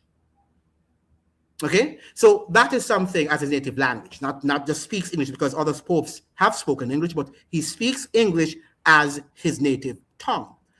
Pedro is saying, all I could is COVID ain't wake much people yet. Yeah, it's like we're not going to wake up. It's like we're not going to wake up. And, it's also interesting to see how the Vatican was not against what was happening during COVID. Did Pope Francis at the time speak out against what was happening during COVID? No. In fact, the guy from the United States, what's his name? Anthony Fauci, devout Catholic and is Jesuit trained. And he was the one with the main face, the central face of the COVID operations in the Western Hemisphere. Everybody quoted Fauci and what he was doing, what he said, right? He was always on TV, right? Doing the mission of the Vatican. Sent him, and they've now sent him. Do you know where Fauci is? Fauci is now at Georgetown University, the primary institution of the Roman Catholic Church in the United States and the Jesuits. Right there. So they have promoted him. They have honored him for doing what he did. Okay? So this is nothing that we're not here to play games here, because these people are not playing games. These people are not playing games, and we are playing games. We're playing games, right? They're only playing game because they realize that we're dumb. So they can present to you Trump saying some things against the Pope, and the Pope exchanges a few things, and they're in a fighting match, and you take it seriously. And you don't know behind the scenes that they are actually crafting laws and setting things, into being to enslave us. You'd rather focus your attention on the Pope is the moral authority of the world, because he seems to be this man clad in white garment, in white robe, right? Yeah. But the Bible says he's a man of sin. The Bible says he's a man of sin. You don't believe in the Bible because the Bible is stupid. The Bible is some stories. Until you realize that those simple stories, we're finding them playing out in reality as we speak. As we speak, those simple stories. Do you know, when you look, if you're scientific, right, and you look up in the sky, when you look at the moon, you look at the different stars and planets, and you're thinking that, oh, it's just up there, right? Do you know the science that is involved in just looking at these things? The processes that the vision has to go through when they explain to you how we look at, it looks so simple. So when we see simple things like simple stories in the Bible, it doesn't mean, therefore, that you should remain simple with it, because it's deep. The woman riding the beast, it looks, what's a woman riding the beast? It is deep. And this is what we have to understand. When you're looking at Trump and the Pope, having some interchange, it is deep. And we take it very simply, so lightly, because our minds are so simplistic. And that is why we are not learning our lessons, because we just look at the sunshine, and we expect it every day, but we don't understand the processes of how the sun comes out and all of that stuff. We don't want to learn about that, because we just expect it to shine. Right? This is where we are now as a people. So the very simple things, and we want to learn philosophies and, some of what these guys are saying, and they're not saying anything. When you're at school and you study some of these theorists, and they sound intellectual, and they're not saying anything. They say it in the most abstruse manner, in the most complex manner, and they're just simply not saying anything. But you read the Bible, and it's written in plain, simple language, and wow, that's not for the educated man. Is it not? Is it not? Do you really understand it? Or is it because you don't understand it? It's so simple that you can't. There are some simple things, right, that we should understand and we don't understand it. Very simple. Yet we don't understand it. And this is where we are fools. Even children understand them, and adults like ourselves don't understand because we don't want to. We think we're so intellectual. We think we're so adults. And the children humble themselves and they learn it, and we don't. Pedro is saying Fabian's does that well. Yes. And many other theorists that we study, including in the scientific world, they're not telling us, look at doctors. Look at how, during the pandemic, that was a debate in terms of how we heal, how the body heals itself. And the medical world does not believe in that. They believe that they have to give us medicines, they have to give us all of these drugs to heal the body. And the simple ways, if we just follow them, we would not be unhealthy.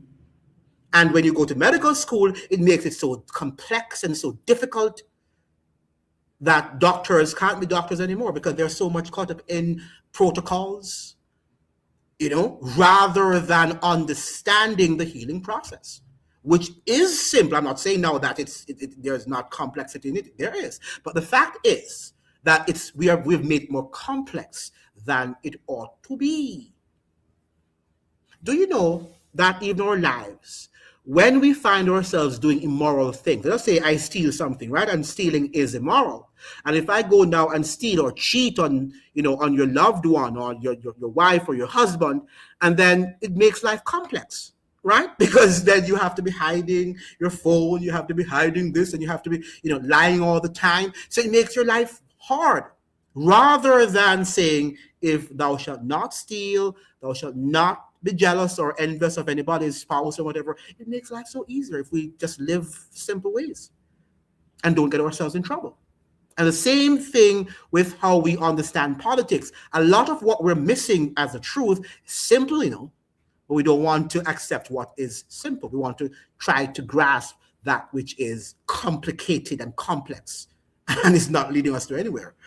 Pedro is saying here, who push lockdown?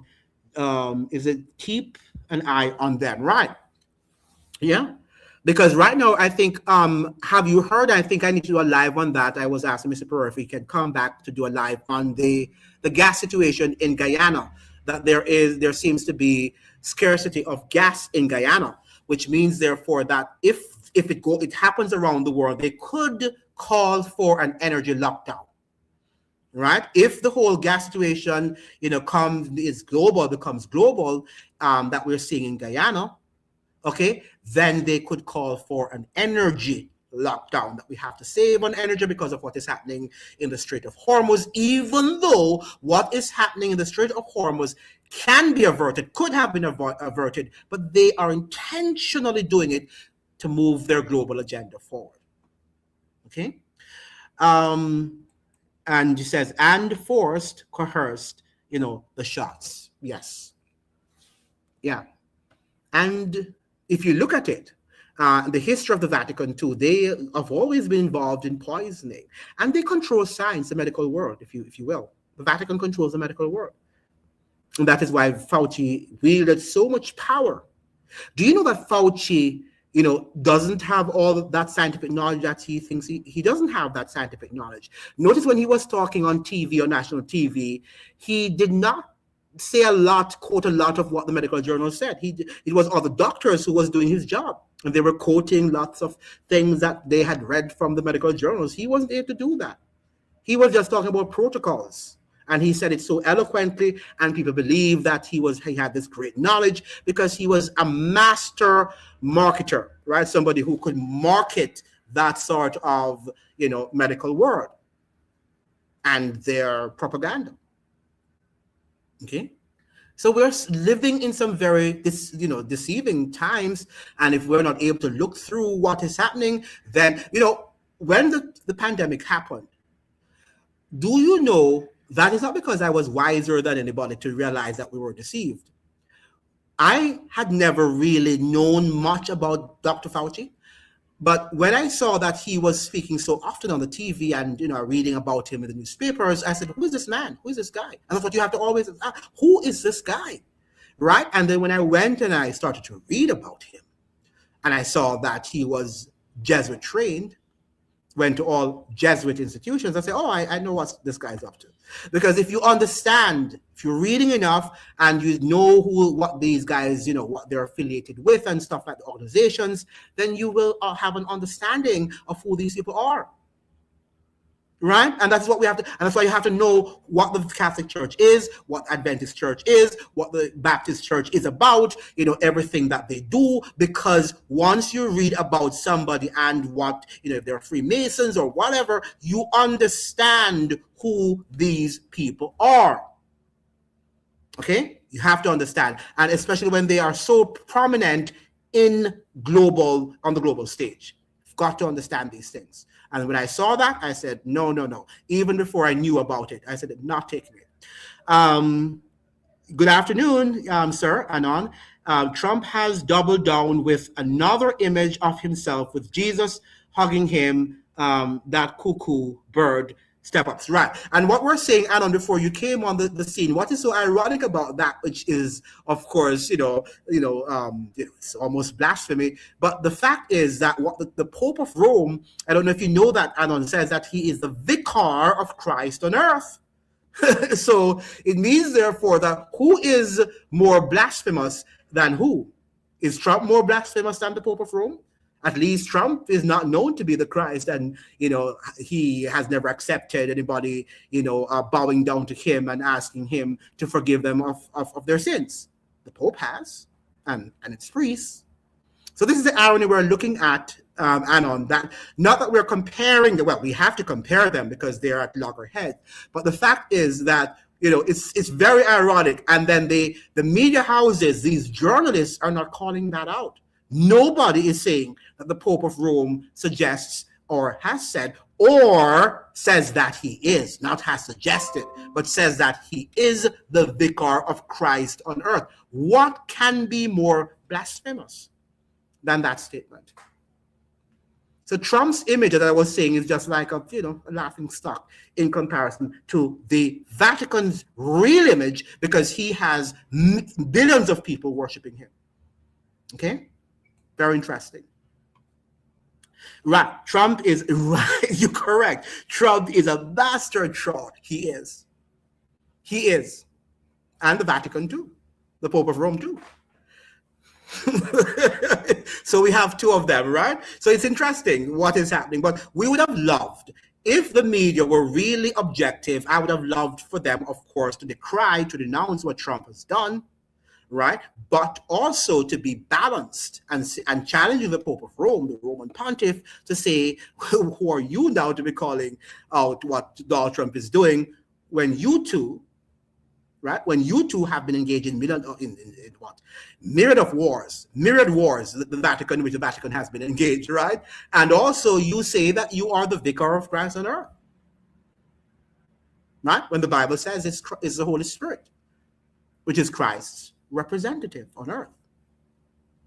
Are you suggesting, dear Pope, that you are the Holy Spirit?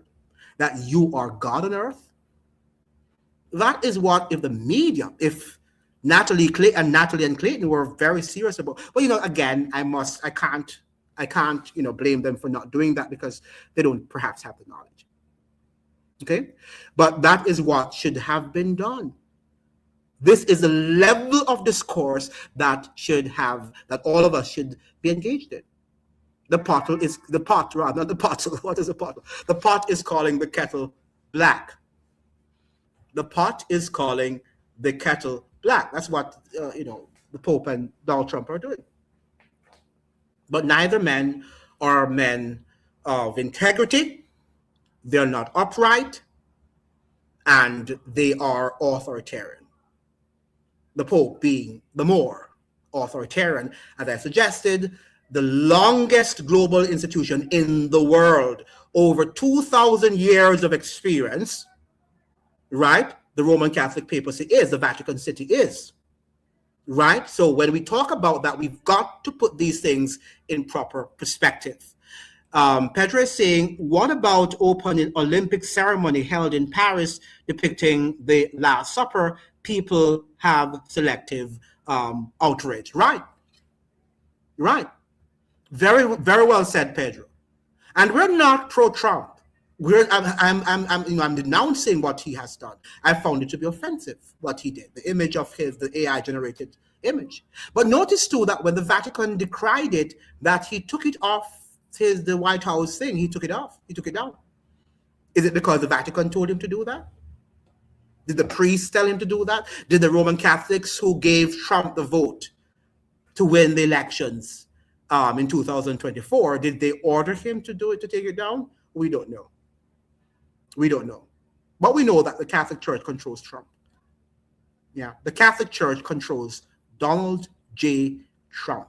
Don't be fooled. It is there if you want to read it. 56% of the Catholic vote, right? And the Catholic Church doesn't do anything just by, they're not simplistic in that way. They are very calculating and is the institution that has one of the greatest intelligence on earth. They know about you. Every woman and child born in the United States is registered in the Vatican. Do you know that? Including you and I. Every newborn baby they know about, and they have a file about. So they're very much a well-oiled institution, global institution. The woman riding the beast. Remember that. And I'm not saying that the hobby I am involved scorns discussions on religion. That was part of the license. Perhaps some people should stay away from those type of discussions that fare a part of the world. But remember now that religion is a part of the world. We have people, when I was growing up to Anon, who said that, I don't talk about politics. Politics is corrupt. I don't talk about politics. And politics is around you. So how can you not talk about politics? I don't talk about religion. Well, religion influences political thought. The United States was founded on a religious revolution. Okay? Western Europe was founded on the Western world. The Western world, as we know it now, is founded based on a religious revolution. In fact, the founding fathers said that, people who don't appreciate and understand Christianity will never understand the Constitution. Right? So the fact of the matter is that whether we like it or not, I'm not saying that you should be religious. You have all right not to be. But I'm not saying that you should vote. You have all right not to vote. But it doesn't mean, therefore, that you should not be concerned and be knowledgeable of what is happening in politics and also in religion. Because our societies, our Western society, was built on religious tenets and principles. So how can we not? If we don't understand it, we will never understand who we are as a people. It's almost like saying, I don't want to know about Africa when I'm of African descent. I must understand about it. I must see the connection between some of the things that my ancestors did and what my forebears, my parents and other family members are doing, right? So we have to, what about the wolf in sheep's clothing? What do you mean by the wolf now in sheep clothing? Who is the wolf in sheep clothing? Religion? Yeah, so on this platform, we're not suggesting that you should become religious. That is your right not to be. I am not suggesting that you should become more political. That is your right not to. But I would admonish you that do not be foolish enough to think that your ignorance of religion or your ignorance of politics or your ignorance of economics frees you of the guilt of not understanding what is happening in the world, of not understanding how economics, impacts your life, how religion does, and how politics also does. That's what we're saying here. Okay, we cannot now afford to say these things don't impact, because they're very impactful. And that is why you are seeing now. Do you think, let me ask you a question. Do you think that Trump and the United States, as a powerful country, would have responded to, what's his name? To Leo, if Pope Leo the 14th was an ordinary person? If a Seventh-day Adventist or Baptist or Church of God minister had said what he said about Trump, do you know that it would not have gotten the global attention? It wouldn't have been anything. Oh, Adventist, pastor, Church of God, a Baptist pastor. Yeah. But the Pope of Rome is getting global appeal, and it sounds like there's a clash, and the media. The media is trumping up this thing. It's a war. And how dare President Trump speak to the Pope in the way he did. Right? But if you and I had said it, yeah, these are underdogs. Don't talk about these people. Right? But Pope Leo the 14th said it. It's coming from a powerful institution. He represents a powerful global system of power. It was done as my hobby has the ability to broadcast worldwide, okay? And the license is mainly for experimental purpose, staying away from criticizing other people and their culture. Yeah, well, okay. There's a difference between critiquing and criticizing. And, maybe there's not, because you have what you call what we call it again, constructive criticism, and you have destructive criticism. What we're trying to do here is constructive criticism, where we're not trying to say either men or is demon and the other is a savior, as the media is doing. The media is suggesting that Trump is the villain and Pope Leo the 14th is the hero. And that's what we're doing nowadays. We're looking at Iran as the hero and the United States as the villain and all of these things. I'm saying this, we cannot critique. We cannot analyze. That's not critical thinking. It's reasoning from a balanced perspective. And we call a spade, and that is what we're here to do. And that's why we're not seeing like 100,000 people on this live. Because if we were to talk about the villain and the hero, then people, oh yeah, and batting for the same people. It's a sports match. And the life is not a sports match. It's not. Right, symbol of the Fabian society. Yeah. And we could also get into the history of communism and Marxism, and there are many credible sources that have written that Marx was influenced by the Jesuits. All right, so this matter of socialism and communism came from the Roman Catholic papacy, and the Roman Catholic Church pretended to be fighting against Roman Catholic communism in Russia. Do you know that Avraham Manhattan, in his book The Vatican in World Politics, gave the answer to why the Roman Catholic Church was against Russia in the 1919 when they had the revolution? It said that the Orthodox Church was anti-Roman Catholicism.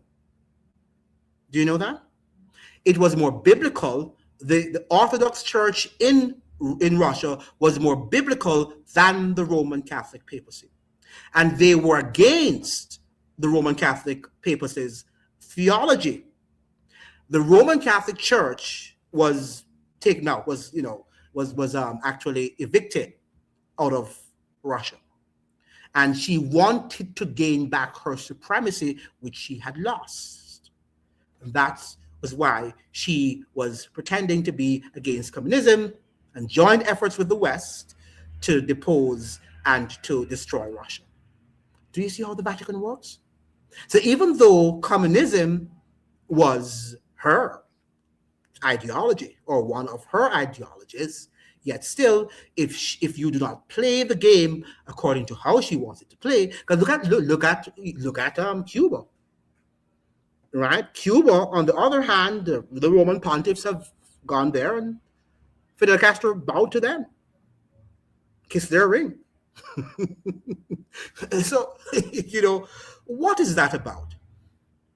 What is that about? And this is how the Roman Catholic Church deceives the whole world, because we're confused.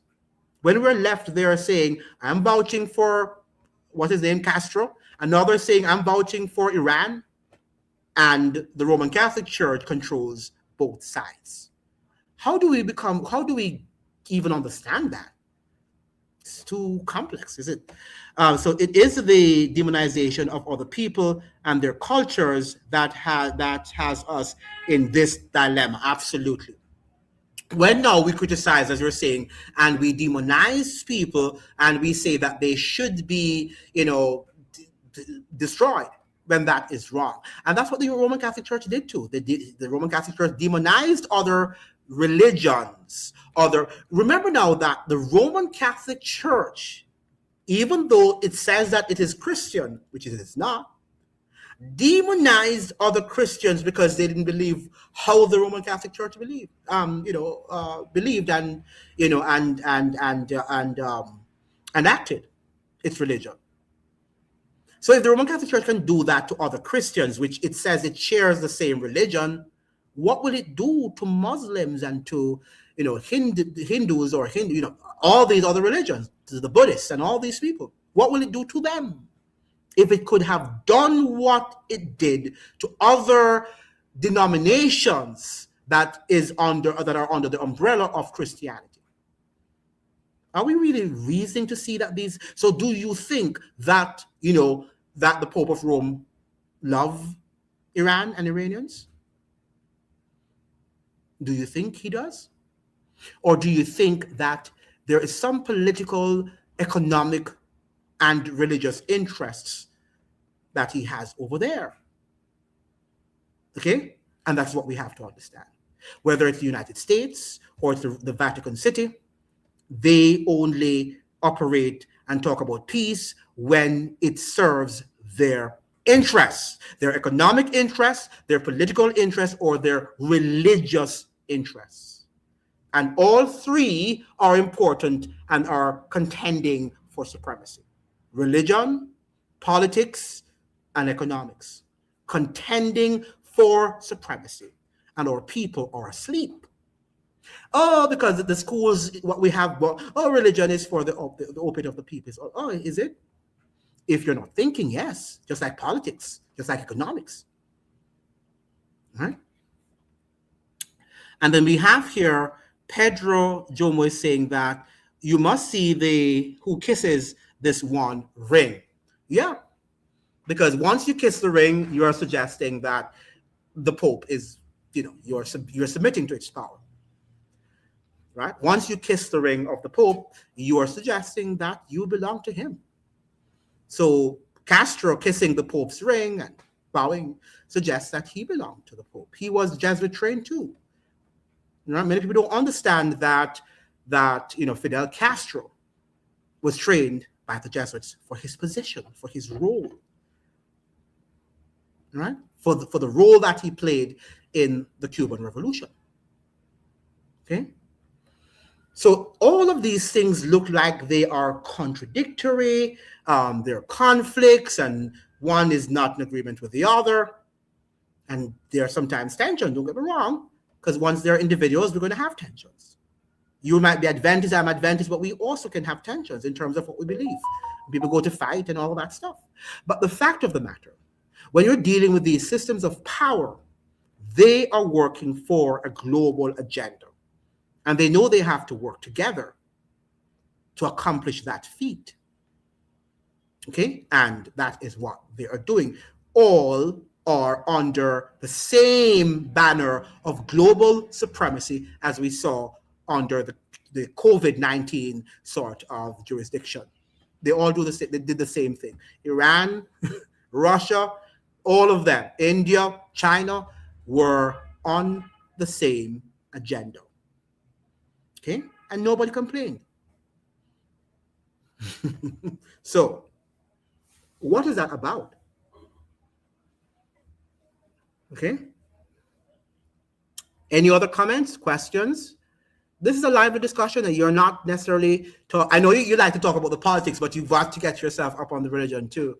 Whether you like it or not, you have to get yourself up on religion, because religion is going to play a fun. But one of the things, if we're reading well too, and if we read with understanding, we understand that the mark of the beast is going to be about worship. So why do people talk about the mark of the beast and think that religion is not an important thing? You can't buy or sell save that you have the mark of the beast. And it's going to call for worship. The system that is going to call for worship. So it means, therefore, that there is going to be some global authority, some global leader who is going to demand, just like the vaccines, that you submit to that global authority, that you submit to that global power. Okay? But we don't want to hear about it. And when it's finally instituted, it's almost like COVID.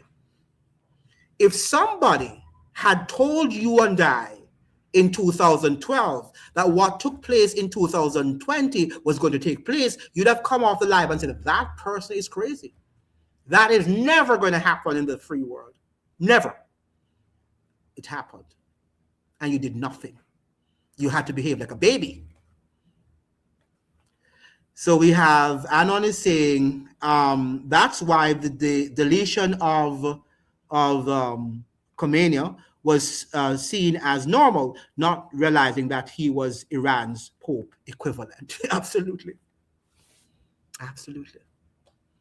Absolutely. Very important point he's raising here. Okay?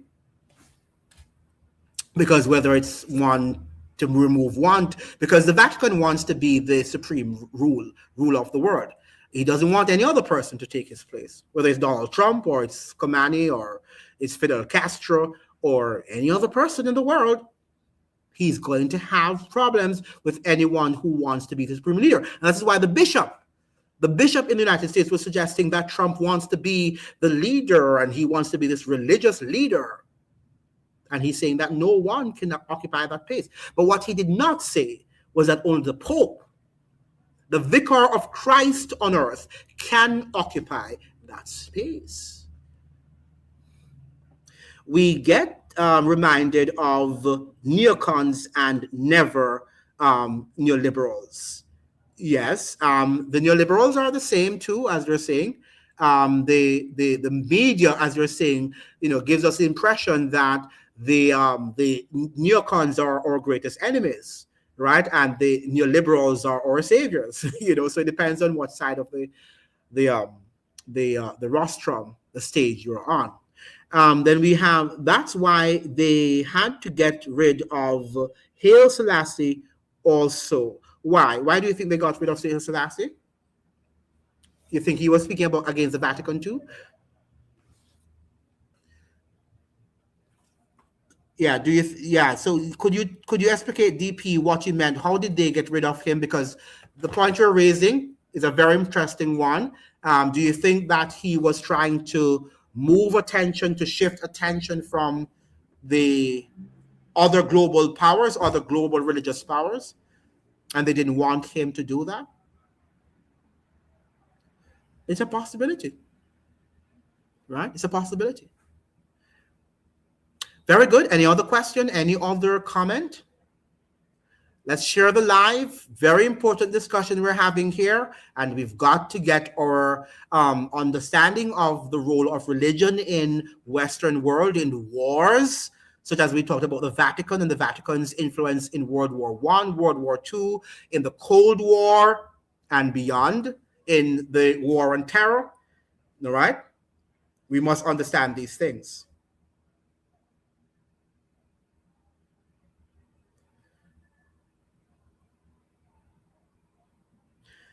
Listen to what what's his name is saying, Avra Manhattan. This was seen by a large crowd. Well, sorry, the fact that the other 2,000 million human beings, the world over never noticed the sun agitate, rotate, and jump out of its orbit did not bother the Catholic Church in the least, which means that the church did not want anybody to be educated even in sciences. They don't like knowledge. On the contrary, the Catholic masses were told to believe that the sun on the parents of the Virgin Mary had truly moved on a zigzag course. So everything has to be mysterious and mystical. That is how do you know that even the Catholic Mass is mystical? The whole ceremony around the Catholic Mass is mystical, as proof of the authenticity of her presence and, of course, of her messages. The Virgin's messages had been to induce the Pope to bring about the consecration of the world to her immaculate heart, to be followed by the consecration of Russia. Russia will be converted, she foretold. So this is what the Virgin Mary is telling the Pope. So they have to go after Russia. The Holy Father, I don't like to call him that, but that's what I'm reading here. The Holy Father, which refers to the Pope, will consecrate Russia to me. But she warned, should this not be accomplished, her Russia's errors was spread throughout the world, causing wars and persecutions. Different nations will be destroyed. In the end, however, the Virgin promised by way of consolation that the Catholic Church would triumph. Right? This is what they're saying. So all of these words are also what? Religious. After which the Holy Father will consecrate Russia to me. I read that. Thereupon she, Russia, shall be converted, and a period of peace will be granted to the world. So after Russia should be converted to the diktats of the papacy and all of that, then we will have peace. Let me read some of the comments. You know how they got it to happen. The orange man had, Bad was holding them up, and after the elections, you see, the patient ran out. Okay, well, yeah, that could be too, but I think that they're really playing a game here. I think that the purpose is to, make us see the political system under the leadership of Trump as being corrupt, which it is, and then they are now having that, contrast between the religious element that we need the Pope, and people are crying out.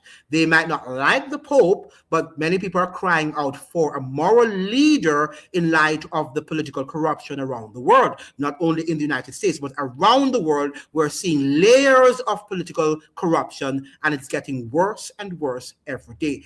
Every day I open the papers, whether it's coming from Trinidad and Tobago or Jamaica or Guyana or Europe or Canada, is just rife, riddled with political corruption. So we need someone now who can help us to negotiate and to be able to maneuver us, through these political, corruption, through these high levels of political corruption. Okay, because he was seen as King of Kings and he was liberating the minds of Black people whilst fighting against the oppressors. Okay, yeah, I think that, anybody who is trying to liberate anybody, the Pope would see that as because as I said, DJ, during American Civil War, that the Pope was also against the Northerners. Do you know that? That the Vatican City had sided with the Southerners. Yeah. So he went too close to Winston. Yeah. Right. So that is what we're seeing in the world. And these things have been planned decades in advance. Decades in advance. And that's what we have to understand. These wars are not just when we're saying it's Trump war. These wars weren't planned by Trump, right? These wars have been in the making for years, and they do it at their appropriate time. Okay? They do it at their appropriate time. So it's time for us now to come to grips with what is happening behind the scenes. Look at what Abraham had on chapter 7 of why we went to Vietnam, the men behind the Vietnamese war. The background to the upcoming Vietnamese War could not have been more somber or ominous. It was consonant with the fast deteriorating situation in Indochina, where the French were being soundly defeated by the relentless Vietnamese guerrillas, and the US had started to side with the French forces by sending them ever larger consignments of war materials. Within a relatively short period, American aid had become more than substantial. From 1950 to 1954, in fact, the U.S. had dispatched more than 400,000 tons of war material, 150,000 firearms, 350 airplanes, and 350 warships, as already quoted. Notwithstanding all this, however, the French were finally routed. There followed the Geneva Agreement, when the 17th parallel was defined as the provisional demarcation.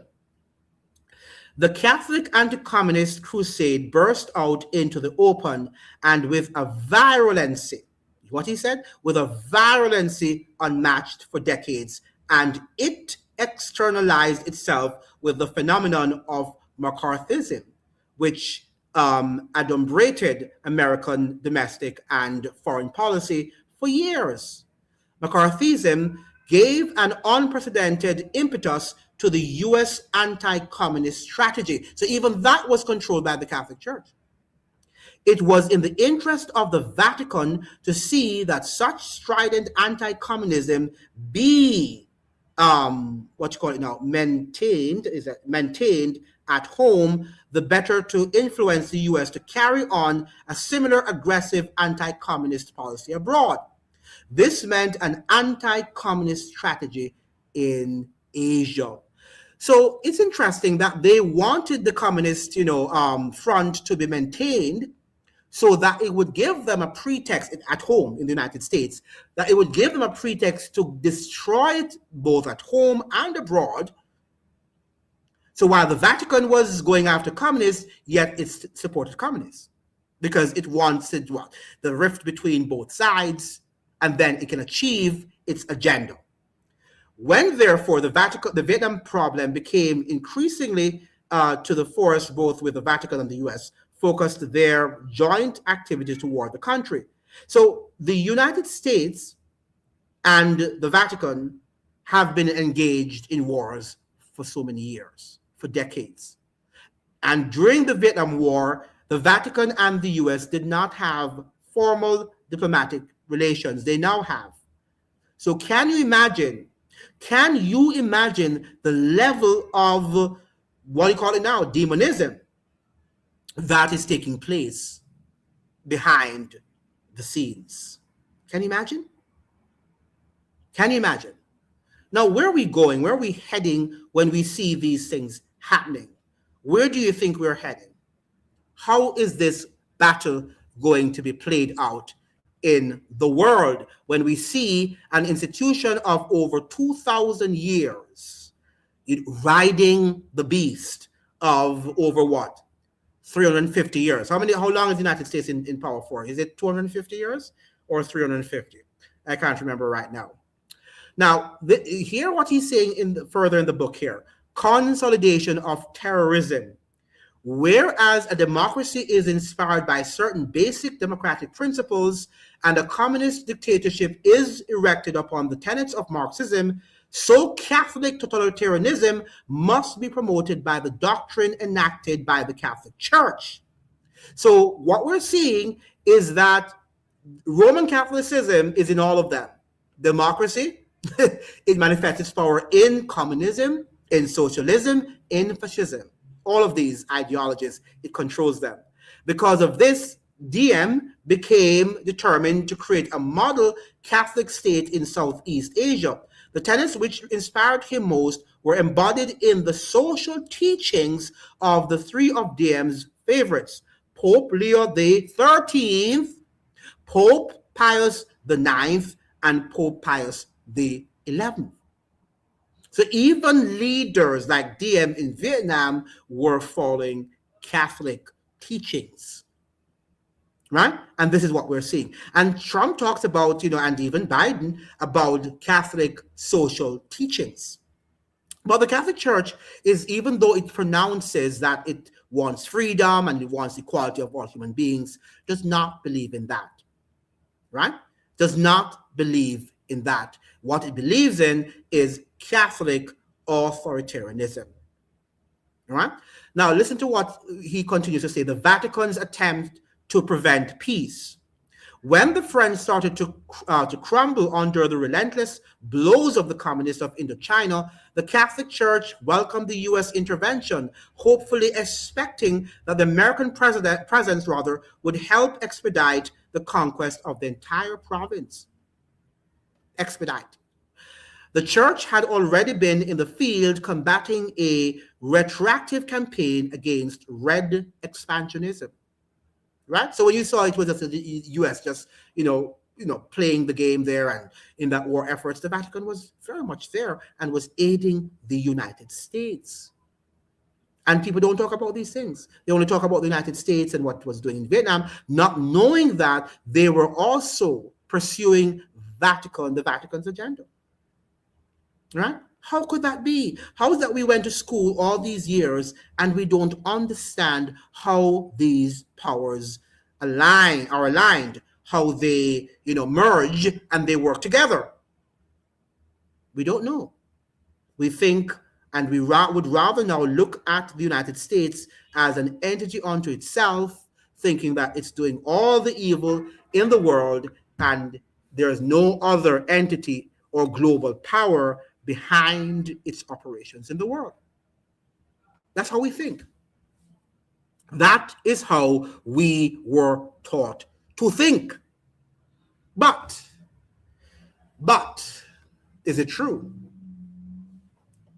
Is it true? All right, any other? We are coming down now. So any other comments, any questions? 250, yeah, thank you for telling me, 250 years. So in terms of its years, the Vatican is way older, right? How many times older than the US? Think about it, right? The Vatican is over 2,000 years in experience and as an empire, because it is a religious empire, by the way. Do you know that? Do you know that the Catholic Church is a religious empire, while the United States is a political empire? Okay? So we have to understand that. If we understand the religious empire, then we understand that religion is going to have a showdown. There is going to be a showdown. There is going to be a showdown because you have two empires contending for global supremacy. So there's going to be a showdown. And religion is going to play a very important role, a pivotal role in end time scenario. Yeah. Any comment? Make sure you're saving the live. You're liking the live. Very important discussion we're having here. And you're not going to see this in the mainstream media. You're not going to hear this from Redacted. You're not going to hear them saying this from Tucker Carlson. In fact, I'm not even hearing, the United States media, whether it's independent or mainstream media, are so caught up with this, the Jews, that they have forgotten that there is the Vatican. Everybody is saying the same thing like Hertz. Iran is 2,600 years though, yeah. But Iran is no longer an empire. That's what we have to understand. The Vatican, all other empires, and that's what makes the Vatican very important and a very important power in the sense an empire, because it got some bruise during the French Revolution, but it had never fallen, right? Babylon fell. Medo-Persia, which the Medo-Persian Empire is Iran, fell. Greece fell. Egypt fell. Babylonia fell. But the Vatican never has fallen. It was bruised, it was wounded, but it never fell. So yeah, we can talk about the Iranians and there being 2,600 or probably more, but they have never, they fell and they never came back to being. Do you know that that Saddam Hussein, one of his his dreams was to reestablish the Babylonian Empire, because Babylon was in Iraq, just like the Medo-Persian Empire was in Iran. But he never was allowed to do that, right? So the fact is that this is so. So even though Iran is a nation and an older nation to the Vatican, but in terms of as a global power, it fell years ago. The Persian Empire fell years ago. Easy to identify. There is a city within a city in the world controllers, right? And then when we look at Vatican City, as you're saying here, Pedro, that is a small city of fewer than 1,000 people, and yet it has such global influence. We should ask ourselves, how can that be? Right? And it's separate from Italy. It's not under Italy's jurisdiction, even though it's almost like Washington, D.C. is also another. It's not a state of the United States, right? It's a district, the District of Columbia, but it's not a state of the United States. And that's why many people talk about the comparisons between Vatican City and the District of Columbia, Washington, D.C. Books have been written about it. Yeah. We have some interesting things to study and to learn, and to move away from what we are learning and talking about in your circles, your circle of friends. And you've got now to move away from people who are just speaking ordinarily to people who are speaking and are trying to unearth truth and make you become uncomfortable that you yourself have to read about it. Right? What do we find ourselves? What are you talking about with your friends? Are you talking to them about, but sometimes you can't talk to your friends about these things because they don't want to hear about it too. Right? Do they? Then we have, I would like a list of books from your collection, please. Yes, one of these days we can, first of all, I'm reading from the Why Did They Go to Vietnam by Ava Manhattan. And I also suggested that you read The Vatican in Global Politics. As I go by, as we do lives, and I've done that too, I've suggested like even Chalmers Johnson's book, the former intellectual from the University of California. We have had Professor Hinson on this program. Mr. Pereira, that's Mr. Gerald Pereira, has also suggested many books. So as we go by, we can also take down these books. We're not going to be able to read everything, but there are very important and essential books that we should also read. Another book I also encourage you to read is The Great Controversy. Read that book right throughout. Read The Great Controversy, and you will see exactly what that lady years ago said is happening right before our eyes. Right? Let's not be biased now. Let us read things that are important, and even things that we thought, were true. We just have to accept that they're not true. Yeah. When we look at, or even our political leaders, I was saying to Mr. Pereira the other day that Michael Manley, I grew up in Jamaica thinking he was this, superhero. Right? But when I read about, what he did when he came back 1989, I realized that he did some bad things too, that made Jamaica shaped the way we are today. But we tend to look at what we learn in school, what everybody's saying. So the 70s, and he was this hero, and, everybody else was a villain. But Michael Manley did exactly the same thing that Edward Seager did in 1989.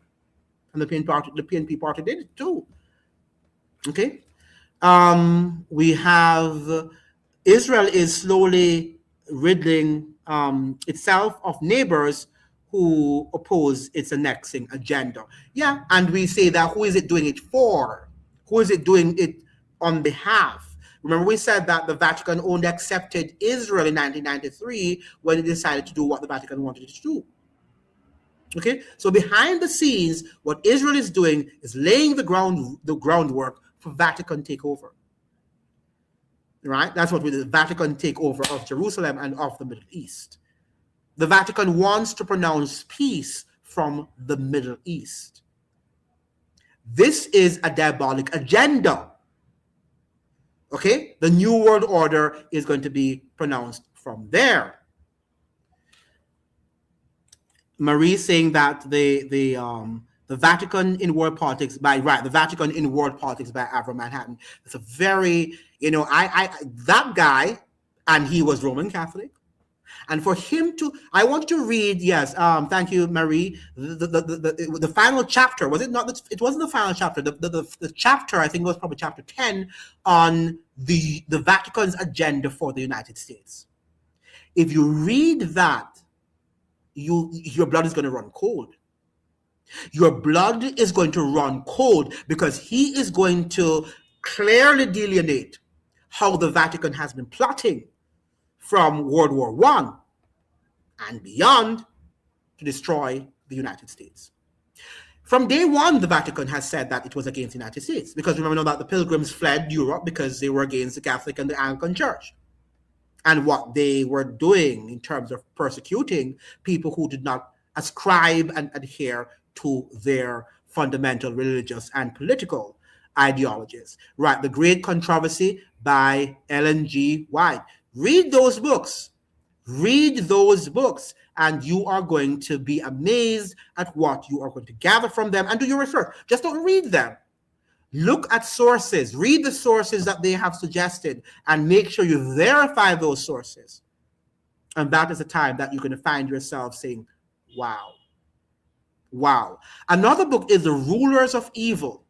Please read that book. I forgot. Can you somebody read? Please look up the author. Forgot his name. Let me write it here. Rulers of Evil. And this guy he wrote a very brilliant book too, of what is, how the United States was founded, and a lot of things that we think, the founding fathers were, these great men. And he's going to tell you how from then the Catholic Church was laying the groundwork for the United States of America and working along with some of the founding fathers. Okay. Pedro is saying the black race seems to be cursed for the part they played in the slave trade and ignoring it, begging for reparations. Why do you say that? That they played a part? Oh, you mean the leaders? The leaders, I got you. The leaders played a part. Yes, but remember now that when we talk about leaders, that many of them have always been people who've betrayed us. Even the Jews were betrayed by their own leaders.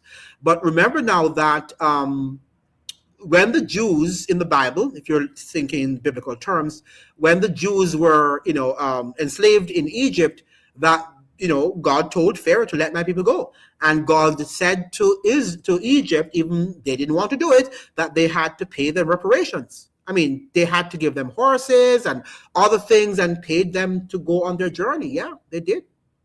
Whatever they gave them to go on their journey, they had to offer some reparations. So I think it's moral that, the Jews got reparations also after the Holocaust, So, but the only thing I'm saying, this reparation agenda, I find it to be, I'm skeptical about it, because the people I see clamoring for it are people who are not necessarily, they're suspects, put it that way, So, yeah, at one point, I believe in the reparation, and another time, I believe it in principle. I believe in reparations in principle, but the way in which they're clamoring for it to be given, like, the whole matter of justice and climate change and all that stuff, I don't know if I can endorse that.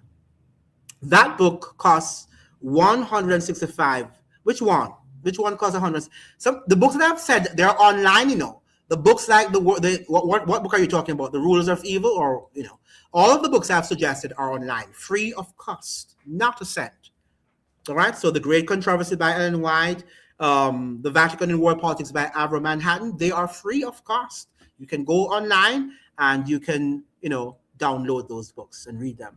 Yeah, Rulers of Evil. Yeah, it's a beautifully written book. I think by Saucy, something like his name was. Yeah, Rulers of Evil by Tupper Saucy. Yes, that book is also very, very, if you want to learn about education too, and how the Jesuits and the Catholic Church, even the education that we're receiving now, even in what we call Protestant schools, Harvard, and, it was Jesuit influenced.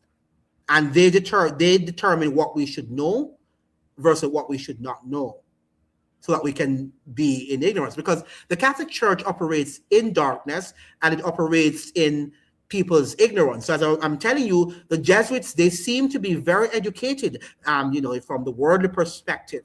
So they will go and they make very, eloquent speeches, and they do great math and sciences, and you think they're very bright.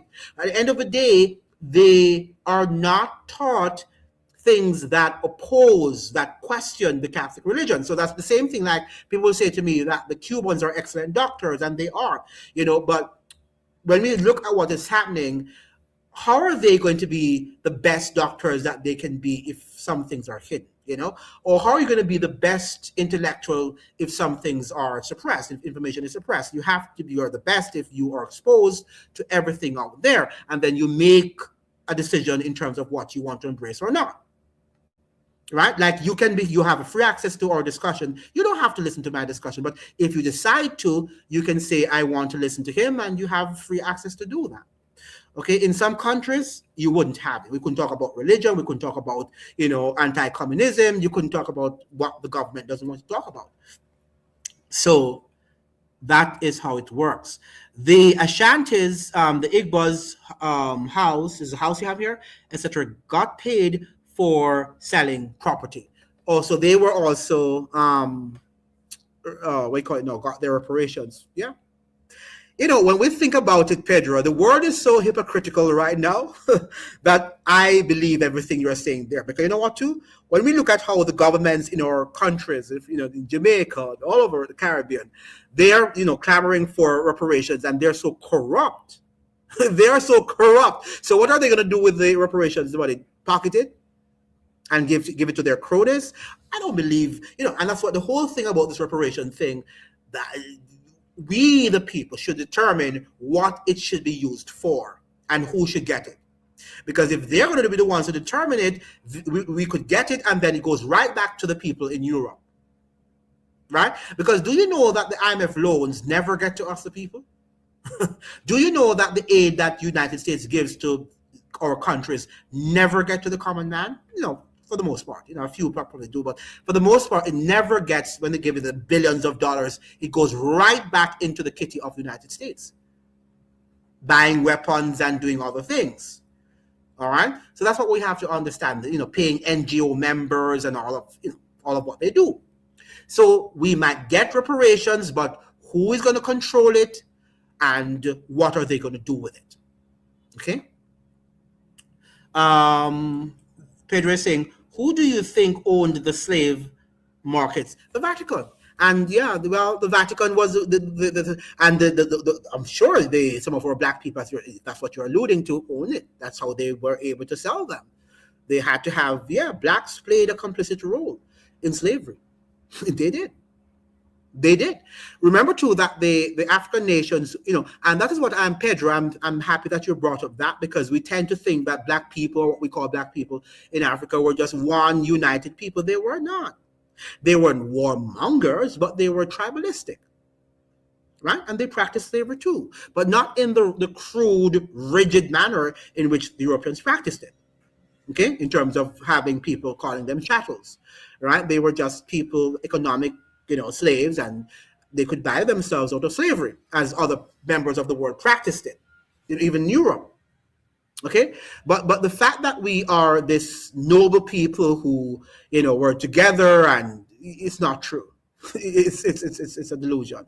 So we had bad people in Africa, and people who who were selfish, as we do in our societies now, as we do in the Caribbean and all over the world. So they sold out our people, as we're having our politicians in Jamaica and other parts of the Caribbean doing the same thing too, selling out the land and whatever. And very soon we are going to be in slavery too. We're going to be enslaved.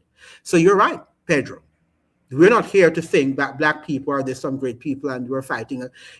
We have to fight against oppression of everybody, because it was Dr. Martin Luther King Jr. who said that oppression anywhere is oppression.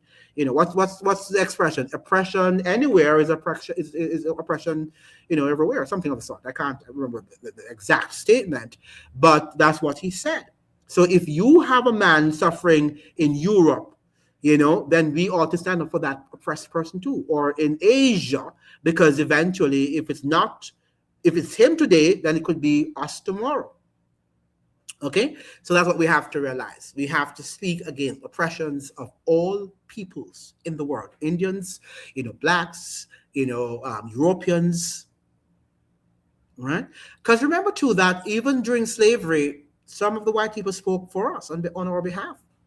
They were very much involved in our liberation because they understood. Some of them understood that if it continued, if slavery had continued in the United States, they could wind up being slaves too. Because greed eventually will cause man to do anything, So that's what we should do. Any other question? We're having some very important discussion here. Very important discussion on. We said that the Vatican was at the helm of the slave trade. The Vatican wanted to Christianize the world, wanted its resources, and had many agendas. They were even selling slaves to the Arabs, right? They were said this. That is documented that they sold slaves to the Arabs, right? So we have to begin now to assess the whole matter of blackness. What is blackness? What is that really? And to get ourselves disentangled from propaganda before the Europeans. Yeah, we're not here to say the Europeans are innocent, because they're not. The Europeans are not innocent by any stretch of the imagination, but we're not also here to suggest that blacks were also innocent and they were against oppression of other peoples, because some of them based on their economic power and greed, they participated in the slave trade. And many blacks are doing the same things right now. Behind the scenes, they are working with your so-called enemy, our so-called enemies, to re-enslave us and to take away our liberties.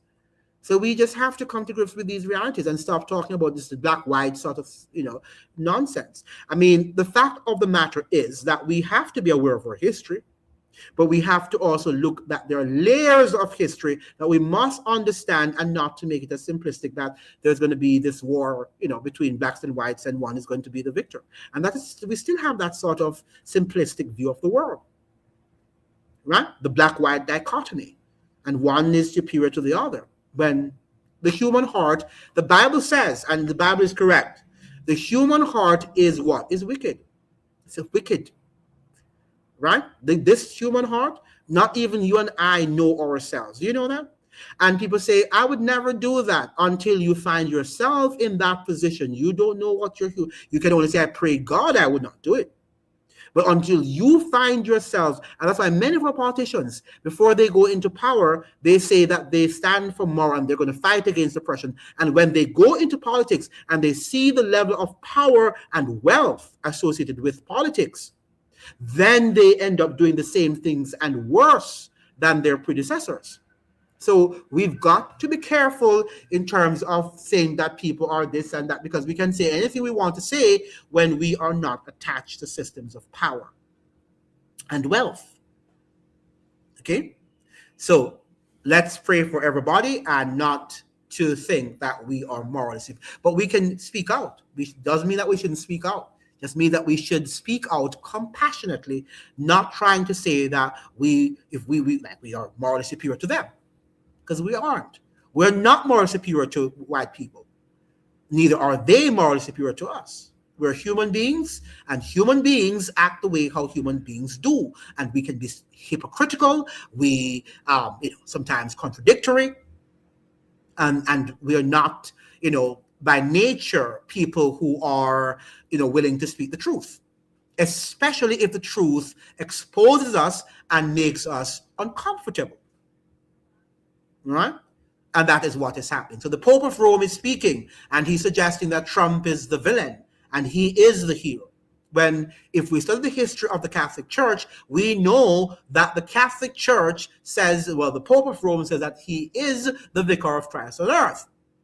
So what makes, if a ruler is saying that, when the Bible doesn't say that, then you know that he's authoritarian. We see the history of Roman Catholicism in Europe, in Latin America, in America. And let's not talk about the history of the Catholic Church in America, in a so-called free nation, right? and the destruction that it has wrought to that country, even during the Civil War. Do you know that perhaps if the Catholic Church had not stoked the flame of the Civil War, that it would not have happened, as much as the North and the South were against it? Charles Chiniquy said that if they had not imposed their vitriol, which they wanted to destroy the United States during the Civil War, as bad as the Northerners were, and they were antagonistic towards each other. Do you know that there's sometimes they're having family issues, right? Family problems. And there's some people from the outside. You fight among yourselves, your siblings and whatever. But there are some people who might, an external person who is not a sibling, who will come and they will stoke the flames and make the war worse than it could have been. And that's exactly what the Catholic Church did. No American would have really taken up arms against each other had the Church of Rome not stoked the flames and caused a brutal civil war that unalived over 600,000 American citizens. So we have they need animal farm and playing it out. Right. We are farms on the, animals on the farm, controlled. We're herds, ready to be slaughtered. And we fail to think. We fail to think because we want a hero and we want a villain. And in this case, the Catholic Church, Pope Leo XIV is the hero and Trump is the villain. And neither is. So what are we going to do? How are we going to now rescue and, how are we going to share this knowledge with our friends or families, or neighbors or schools, so that they can be educated, they can be enlightened, they can be informed, because we need to be informed in a world in which we live that is lacking knowledge. Even though knowledge is around us and we know the what, but we often don't know the how.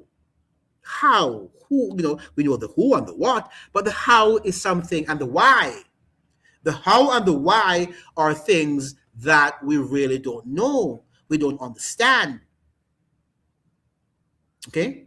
But we know that the Pope and the Vatican are having a beef. But we don't know why. Why are they having it? And what is this about? How is it solving the peace in Iran? Or do Trump and the Vatican have the same agenda for political, religious?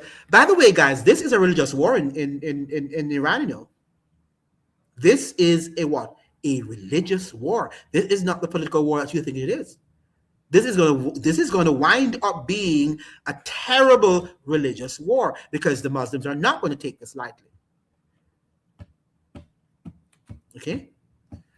So we've got to have our eyes on the prize. Keep our eyes on the prize. And that is truth. Most persons don't care to gain knowledge or to be awakened, because what can I do? Yeah, and that's the thing. But let's go back to the pandemic, because that's a very good thing that you're saying, DJ. Yeah, some of us are asking, you will challenge me. So what should we do? It's not an easy thing to say, what should I do? Because you also have to think. But the more you are armed with truth and knowledge, is the more the brain is, activated to think. And you find yourself thinking, like, during the pandemic, let me give you an experience. I wasn't allowed to go into the supermarkets because they say I wasn't, I didn't get the V. So they told me where I was, you can't enter the supermarket. So, I prayed and I asked the Lord, how do I deal with the situation? Because, I have to eat. What I did? I just walked past, quickly when the guy was trying to get the guard of the supermarket was trying to, to check people for their cards. I just passed him quickly and he said, sir, and I kept walking, So by the time he's saying, sir, I was right at the stand, ready to make my purchase. I didn't turn around. So there are things that you have to do at the spur of the moment, and you have to think. But let us look at the pandemic. If the world knew what was happening, they wouldn't have conformed. If most of us hadn't conformed, they could not kill all of us, or most of us. Okay? So the first thing to do with knowledge we just become nonconformists. And if we're nonconformists, the government has to change its course. And that is why knowledge is power. But when it's able to use propaganda to disarm us, then we lose the battle.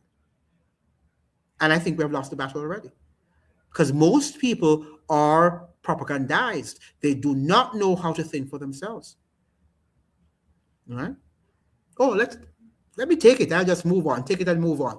Oh, take it and move on. Do you think when you make a decision to take it and move on that things are just going to go, it's going to just move away? It doesn't happen like that. So if you don't know the conflict in the Middle East is the Vatican and the US and they're all working together, you're going to take a stand and say, I'm on the Pope's side, I'm on Trump's side, I'm on Iran's side, and at the end of the day, you lose and they win. Because they have an agenda, and that is for global governance to enslave you. So that is what can I do? Don't conform. And that is what you can do now. Don't conform to lies. That's a powerful thing, and that is how you will not be controlled. Read, think, learn, and share your knowledge with people. And then we are going to be an empowered world, an enlightened world that cannot be, shaken. Yeah. One of my favorite writers said that the seal of God, people talk about the seal of God, the mark of the beast, and you have the seal of God. Do you know that? You have the mark of the beast, which the world is going to give. That is how they are going to seal you. The worldly seal is going to be the mark of the beast. For those of us who God will seal is that you are settled into the truth that you cannot be moved. And even though they kill you, some of us are going to die. But you are so settled into the truth that you are unshakable. And that is what is going to happen. You must be settled into the truth. The truth is the weapon that we should have. The Trump rallies, super spreaders, BLM protests, mostly peaceful, but buildings burning and considered healthy by Fauci. Right.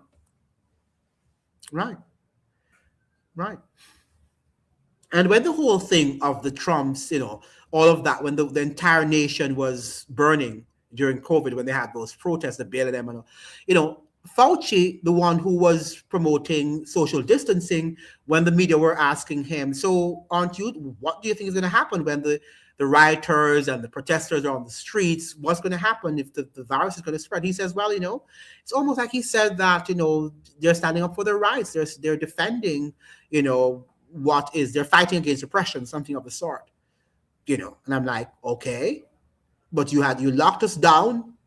People can't survive, people can't go to work, and that is not oppressive. Isn't that oppression? Because where is the economic justice? Why did you allow all these large corporate structures to be opened while the small businesses, the small to medium-sized businesses were closed? Right? That's not oppression in Fauci's sight.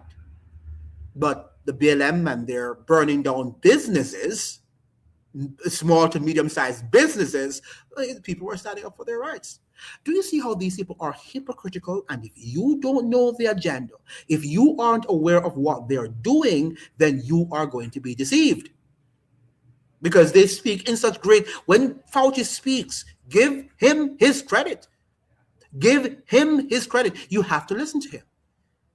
But if you're so foolish that you are not parsing what he's saying, then you are going to be deceived, because he speaks like a saint, like a Catholic saint, innocent, eloquent, and he appears to be knowledgeable even when he's not. So that is how we have to be. That is what we should do now. Arm ourselves with the truth, and that more than anything will help us to be the winner. Pious, right? Exactly. He appears to be so pious.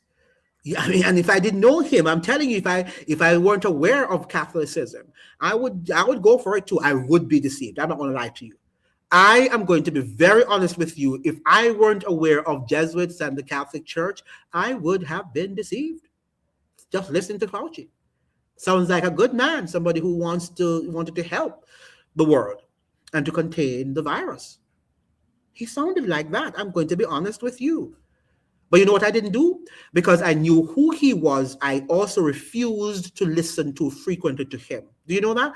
One of the things is that people sometimes breathe their demonic spirit over you. Do you know that? That you don't listen to them. Once you know who they are, you stop listening to them. Because if you do often listen to them, you are going to be entrapped. You're going to be trapped, not entrapped, but trapped. You are going to be trapped in their rhetoric. Okay? And that's what we have to understand. Once you know who they are, to what societies they belong, then you say, well, I know that person. I don't. And if you do listen to them, you say, Lord, breathe over me a power that I will not be deceived. Okay? Because the media in America, very deceiving. New York Times, the Washington Post, right? And all of them. The BBC, the Guardian newspaper, the UK got all of the Jamaica Gleaner. And what's up with the Jamaica Gleaner? You know, that Gleaner has lost its days. Its better days have gone. You know, they have this online paper of the Gleaner. I don't even know what that is. What's that? The online Gleaner. Gleaner, get your act together. I mean, I don't even know if, you know, it's a headline or it's a story from yesterday. It is just this big, I don't know what it is. It's like somebody who doesn't even know how to put up, you know, to make a website for, you know, what should be a reputable newspaper in the Caribbean. Sad.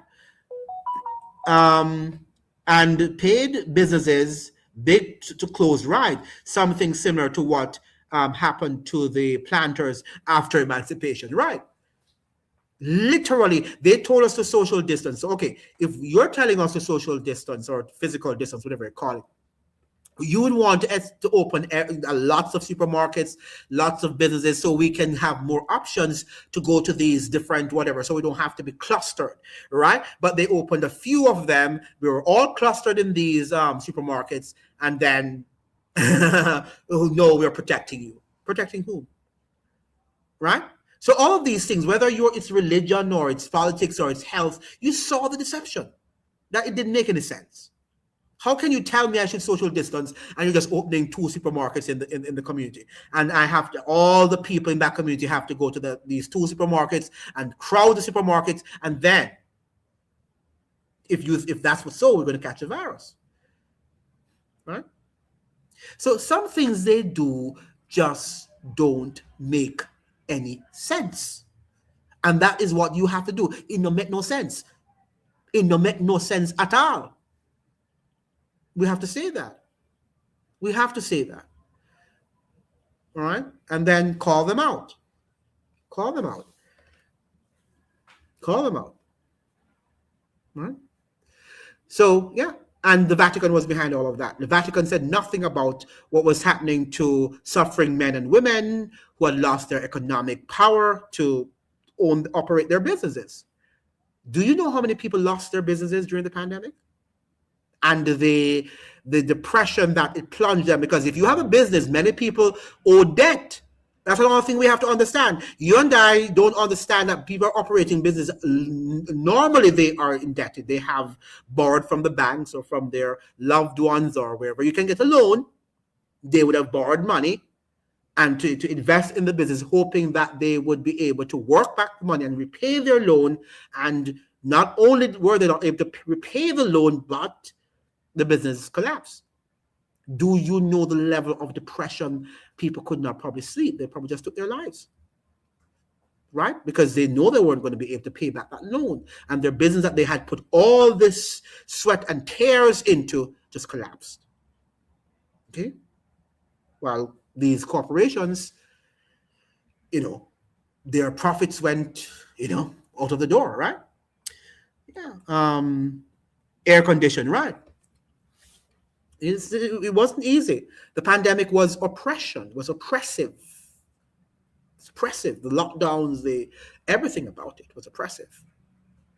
Okay? And these people were behaving like they're Jesus too, the way how they're telling us that we should take care of our bodies and what we should put into our bodies. They were acting like Trump. Trump said that he was not, by the way, Trump said he was not trying to be Jesus Christ. He was actually trying to be a doctor. and as it was in Pedro said that Trump is a master troller. I mean, he probably was doing that to say the doctors during the pandemic were behaving as if they were Christ too. Right? They were behaving as if they were Christ. And they knew everything about the body, and they know the best thing for the human body, right? So what is the difference between Fauci and these people and Trump and the Pope? None whatsoever.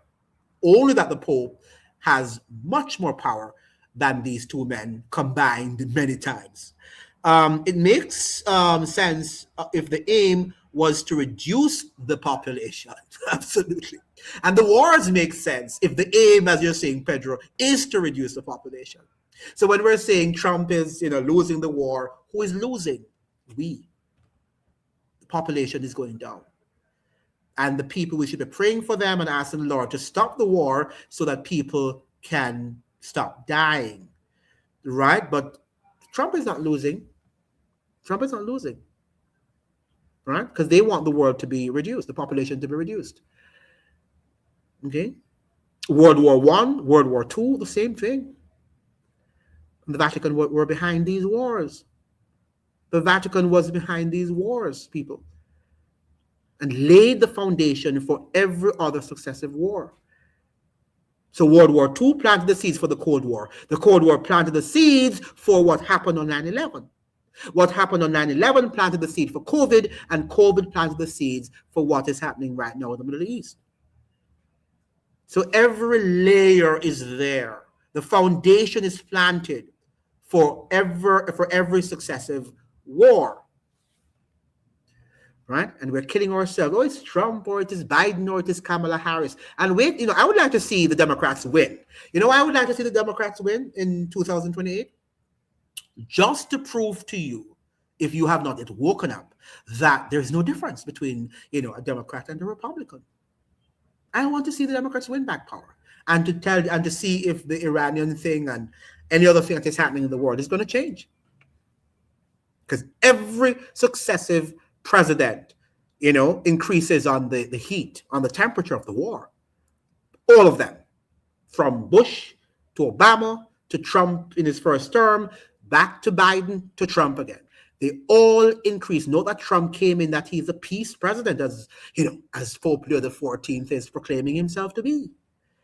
And he is anything but a peace president, right? Trump is anything but a peace president. And I did tell you that years ago, I learned that whatever the politicians tell you, think the opposite.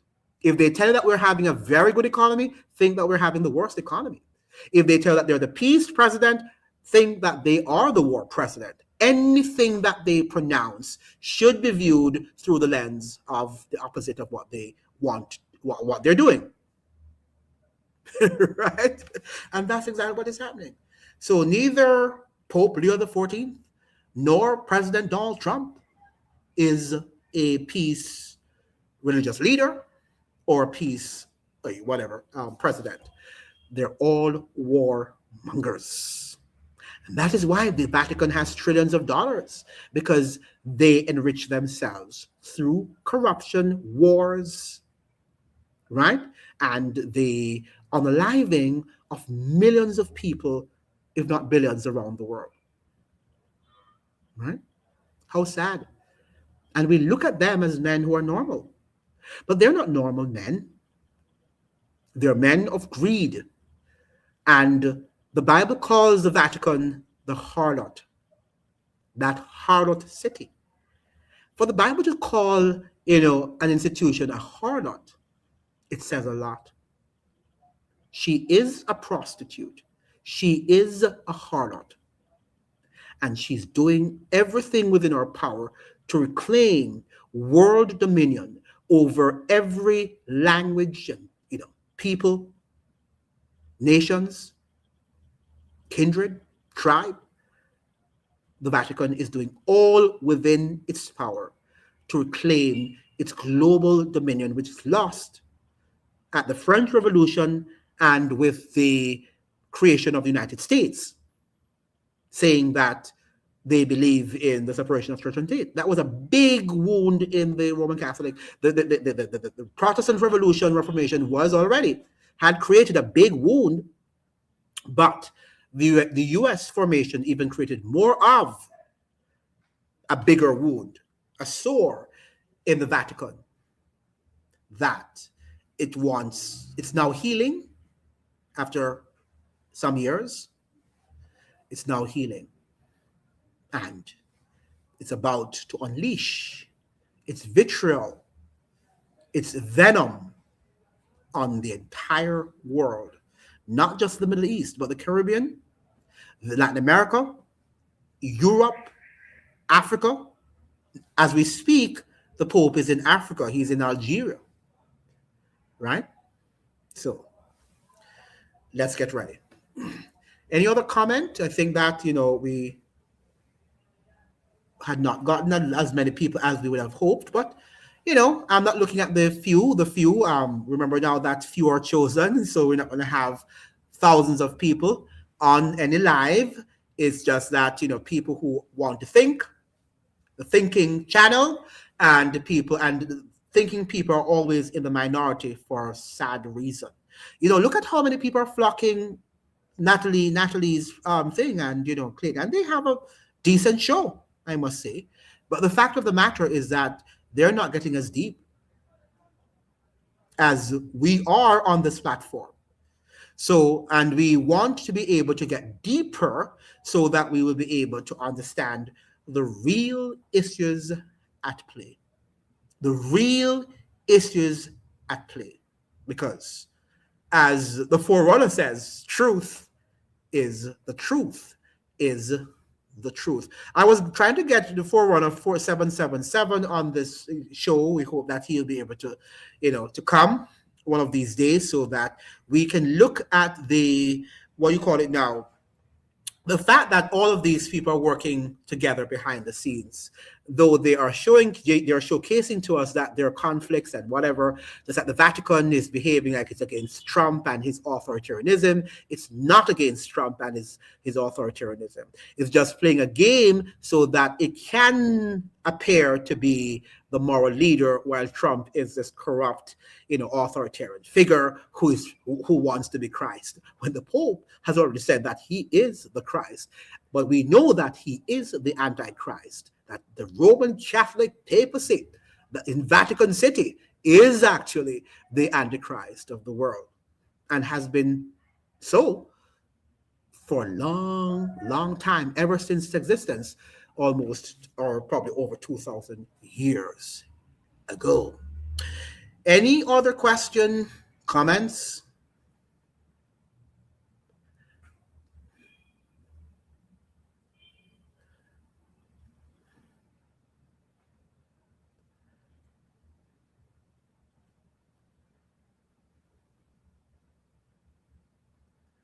Please share the live. Make sure that you're sharing it with your friends and your families, because it's going to be very important.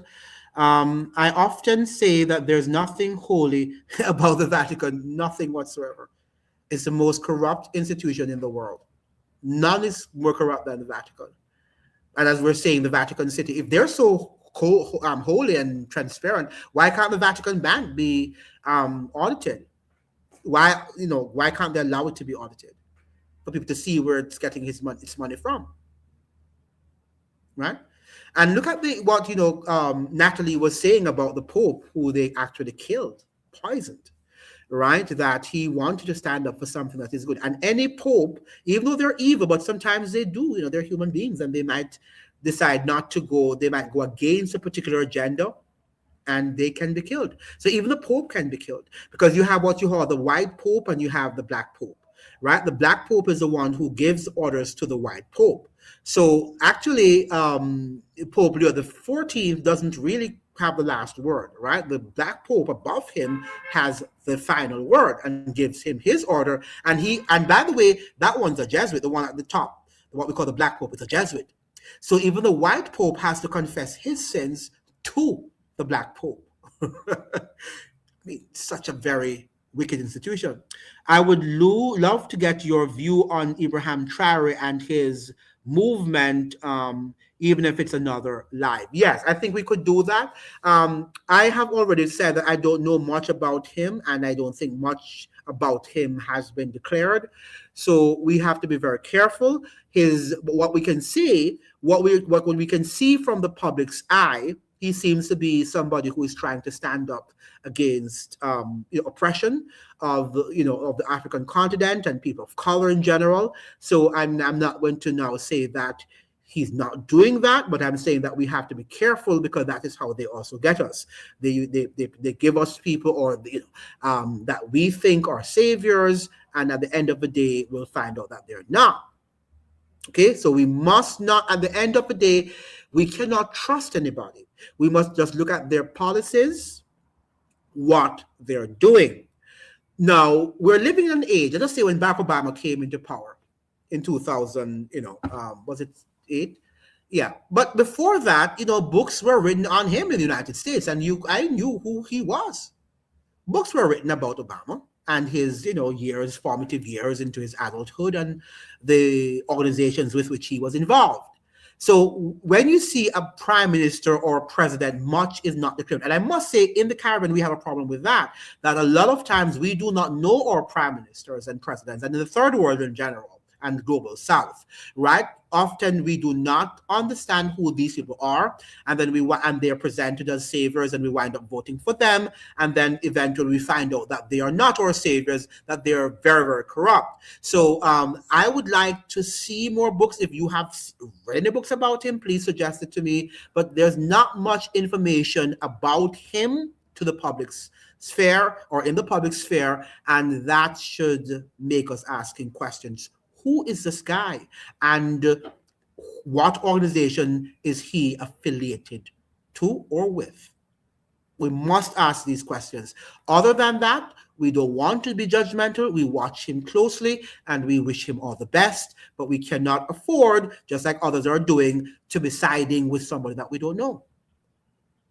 We side with the truth. We can say, yes, what he did there was good, or what he said. Just like the Pope. Some of what the Pope said was true about we need peace and we shouldn't be warring with each other. But who is the Pope? Who is the Pope? And what is the Pope's agenda? That we do know. So while we can agree with his pronouncements, his rhetoric, but we can't agree with what the institution represents. And he is the main representative of that institution called the Vatican. Okay, so that's why we have to be careful. And many people are siding with the Pope, and they will run everything the Pope says we ought to do. They will do it because they are perceiving. The perception is that he is a good man for the fact that he's actually asking for or calling for a ceasefire. But is he really calling for a ceasefire? And in what way is he calling for it? Who does the Black Pope answer to? The 13 families, perhaps. I would think so. Or he answers to the devil. I would think maybe not to them. I would think that he answers literally to the devil. Right? Remember now that the devil controls these people, and visits them and have conversations with them and let them know what they need to do. Okay? So, and I've read stories from, people who have been, lived in Vatican City and whatever, and there's some very, scary stories about what happened to these popes and their interaction with extraterrestrial beings. And that's why when we're hearing about the UFOs and so forth, we have to be careful, because a lot of our leaders interact with supernatural beings. That's how they get their agenda. Years ago, I don't know if this is true, somebody told me from Tobago, and she was like a stepmother to me, very wonderful lady. She's now deceased. But she told me that she knew of a helper that was working for Eric Williams, Dr. Eric Williams of Trinidad and Tobago, the former prime minister.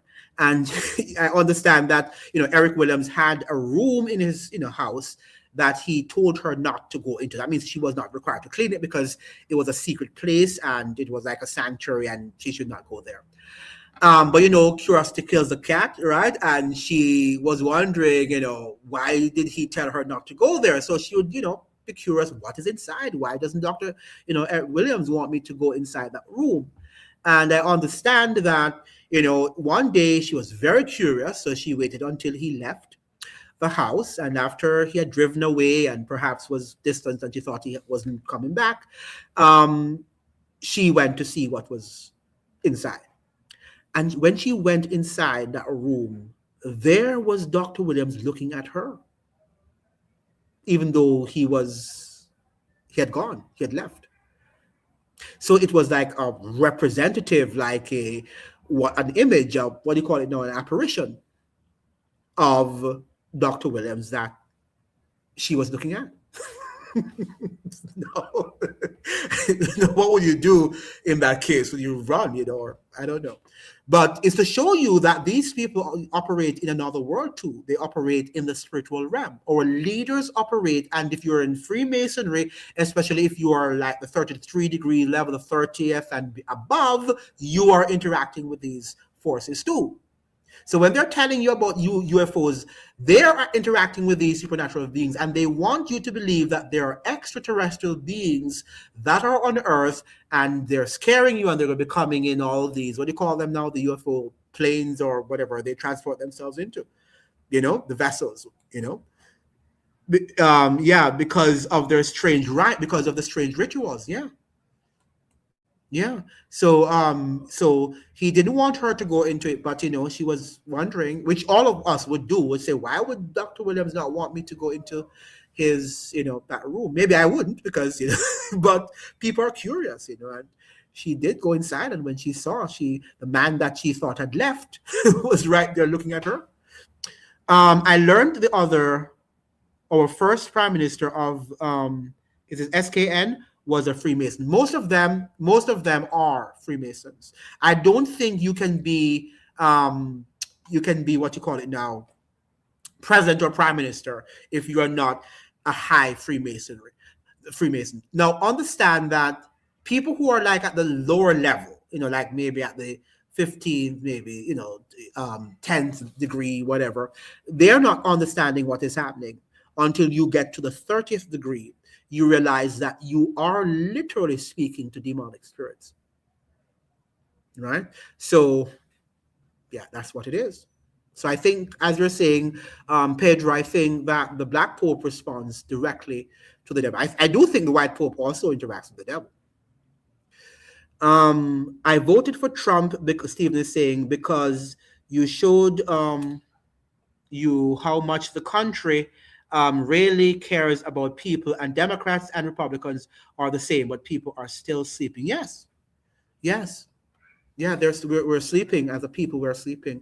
I don't think that Stephen Knight, is because we have been so indoctrinated to believe that there is a winner and a loser, a bad guy, a villain and a hero, and that is how we vote. And based on how the media present, these personalities, then we say that, oh yeah, I'm voting for Dr. Williams because he, whatever. So as I'm saying, we have to look at policies, we have to look at the person, and we have to look at what are they affiliated with, because whether we like it or not, we have to know that they are affiliated with certain, things. And all of us, even if I become a political, personality, you should look at what is my religion, what organization I'm affiliated with, my lifestyle, and the other things, because we have to know these are our leaders. And if we don't know who they are, then we are going to be in trouble. We don't know who is leading us, right? And at least in the United States, there is some degree. Let's give the United States its credit to some degree. It's now waning, but they will write books upon books about these personalities. In the Caribbean, we don't do that. We don't have a culture of doing that. We just live on what people say and what the media tell us about these characters. And that's why we're not changing. Notice that in the Caribbean, we're not changing. Nothing is happening. The same thing happens every year. And then they come and, another savior, and, and we don't know who these people are. Right? Even after they have admitted office, many of us don't know who they are. And that's the problem. So we're living in an opaque world. It's almost like we're entering into another dark age. People just moving like You know, they don't understand the word. You know, somebody I did a video recently on oil, the possibility that oil might be in Jamaica. And I offended this Jamaican guy who responded to my video this morning by saying, "Oh, you know, my interest was piqued in your video until you opened your opening statements were that we don't own anything in Jamaica." And he said he was offended by that. And how dare I talk about the fact that we don't own, you know, the resources there, because that turned him off the video because, you know, I made that statement. And I'm asking, what world are you living in? It's time for you to open your eyes. Come on, guy. You see what happened in Venezuela. You're seeing what is happening in Iran. And you're telling me now that you think Jamaica owns its resources? What world are you living in? And that's the problem I'm having. You know, that is why I think that they have won the battle. How can you say that? I don't have to even repeat that. In fact, I find myself monotonous repeating the same facts every day. Right? Why do I have to repeat the same thing every day? That we don't own our resources. We just don't own them. You know, then, well, the people, the elites, and they own them and they're shared up among them. But, you know, we, the people, the voters, don't own these resources. A lot of us don't exercise critical thinking. And one of the things we don't exercise critical thinking is because we just don't want to know. We just don't want to be reasoning outside of the mainstream and what everybody's saying. Right? Because if at this point I have to tell you that we don't control our resources, something is wrong with you. Because Venezuela, Trump said that he wants the oil and he went and he took the guy. Whether we like Maduro or not, he was the democratically elected president, whether we like him or not. Whether you like Mrs. Calma Persad-Becesar or not, she is the democratically elected prime minister of Trinidad and Tobago. And we must respect that. We can criticize her. We could have criticized Maduro, but no government has the right but Trinidadians and Tobagonians to remove her, or should have the right. And that's not what we're seeing in the world.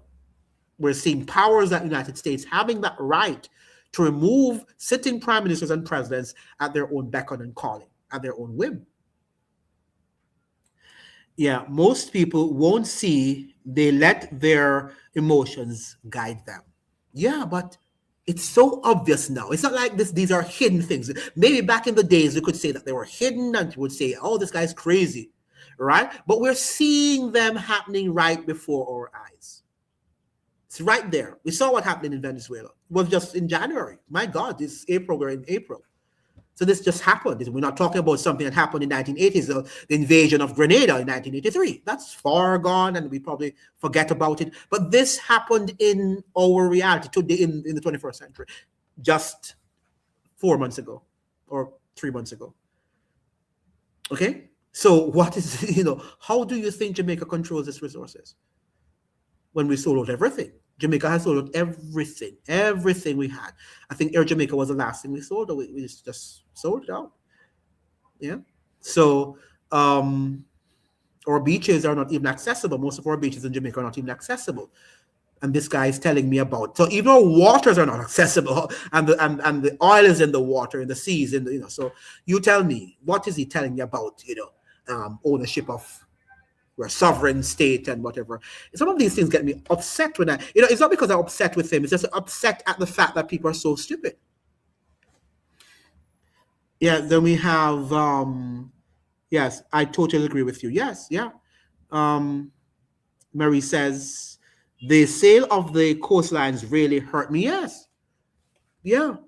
So when they sell the coastlines and so forth, where the oil is, that's how they're going to dig up the oil. By the way, I don't know, those of you in Trinidad and other parts of the Caribbean, there's something about the weather this year that is, well, the latter part of last year from the hurricane in Jamaica and other parts of the Caribbean and Latin America to the current weather pattern in the Caribbean is strange. For years, I have never seen anything like what I'm seeing now. It is not even very hot. Is it hot in Trinidad and Tobago? Is it very hot there? And other parts of the Caribbean, Barbados? Because, I'm seeing cool temperatures. It used to be hot by this time. And we're seeing cool temperatures and, some strange weather patterns, in recent times. I hope they're not digging up all these oil and it's going to create not hurricanes, but earthquakes and these natural disasters. I think we're going to see some destruction. I don't want it to happen, but all of these oil thing, and they're greedy. They're greedy that they're digging up everything, all the spaces of the earth now to find their rare earth minerals and their oil and gas. It's disgusting. But certainly this is going to affect us because they're going to take over our land, because they're moving every inch to look. It's almost like they're parasites, and they're going everywhere to see what the resources could be there that they can appropriate. Okay, so we don't own these things anymore, people. We don't own them. We don't have the wherewithal to explore oil and to the equipment to refine it. Maybe Trinidad does, but we don't have. Jamaicans don't have that. So we have to depend on these corporate, oil companies, and they're going to take away the majority, just like they did it in Guyana. And that's another thing too. We see what is happening in Guyana. We see what is happening there. And if you're reading the news from Guyana, they're not me saying it. The Guyanese are saying that they're not benefiting from the recent, the oil exploration and the fact that they are growing at a rapid pace. Yet, all of a sudden, the oil is in Jamaica and we're going to be rich. It is so stupid. I mean, I find it it irritates me to know that we're not, looking at, and that's what I'm saying, we're so isolated that we won't see what is happening. We can't see what is happening in Trinidad or what is happening in Guyana, what is happening in Dominica, what is happening in Barbados has ramifications, consequences for what is going to happen in Jamaica or any other part of the Caribbean or Latin America. Okay? We have to connect the dots. And we're not connecting the dots. So that is why we're voting for them. And they will continue to deceive us, because they're going to, tomorrow they're going to say, oh, another pandemic or energy crisis. And then somebody's going to come up and say they're going to save us from the energy crisis, and we vote for them. Or we have a famine, God forbid, we have a famine, and then another savior comes up and say, if we put him into power, he's going to plant up the gardens and whatever and give us food. And we have to eat, right? So we're going to vote. So they know how to control us. That's the thing. They make us needy and desperate.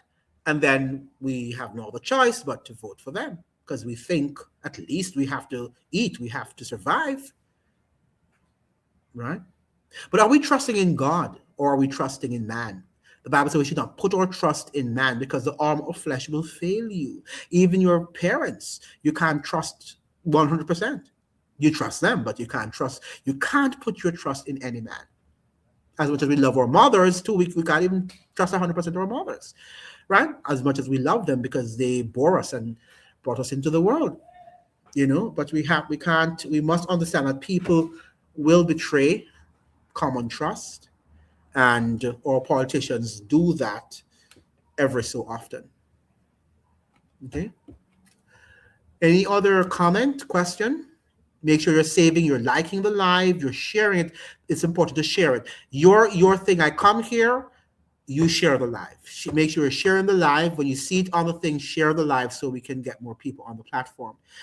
Mia and along with some other prime ministers, believe that only corporations can own coastal property. I don't understand the thinking process of these politicians. And she's now the IMF, by the way, and I see her in interviews talking about how, the IMF is doing a great job in Barbados, and how the IMF has come to save us and to protect us from climate change.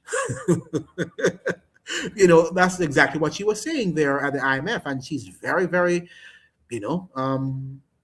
she seems to be comfortable with these people.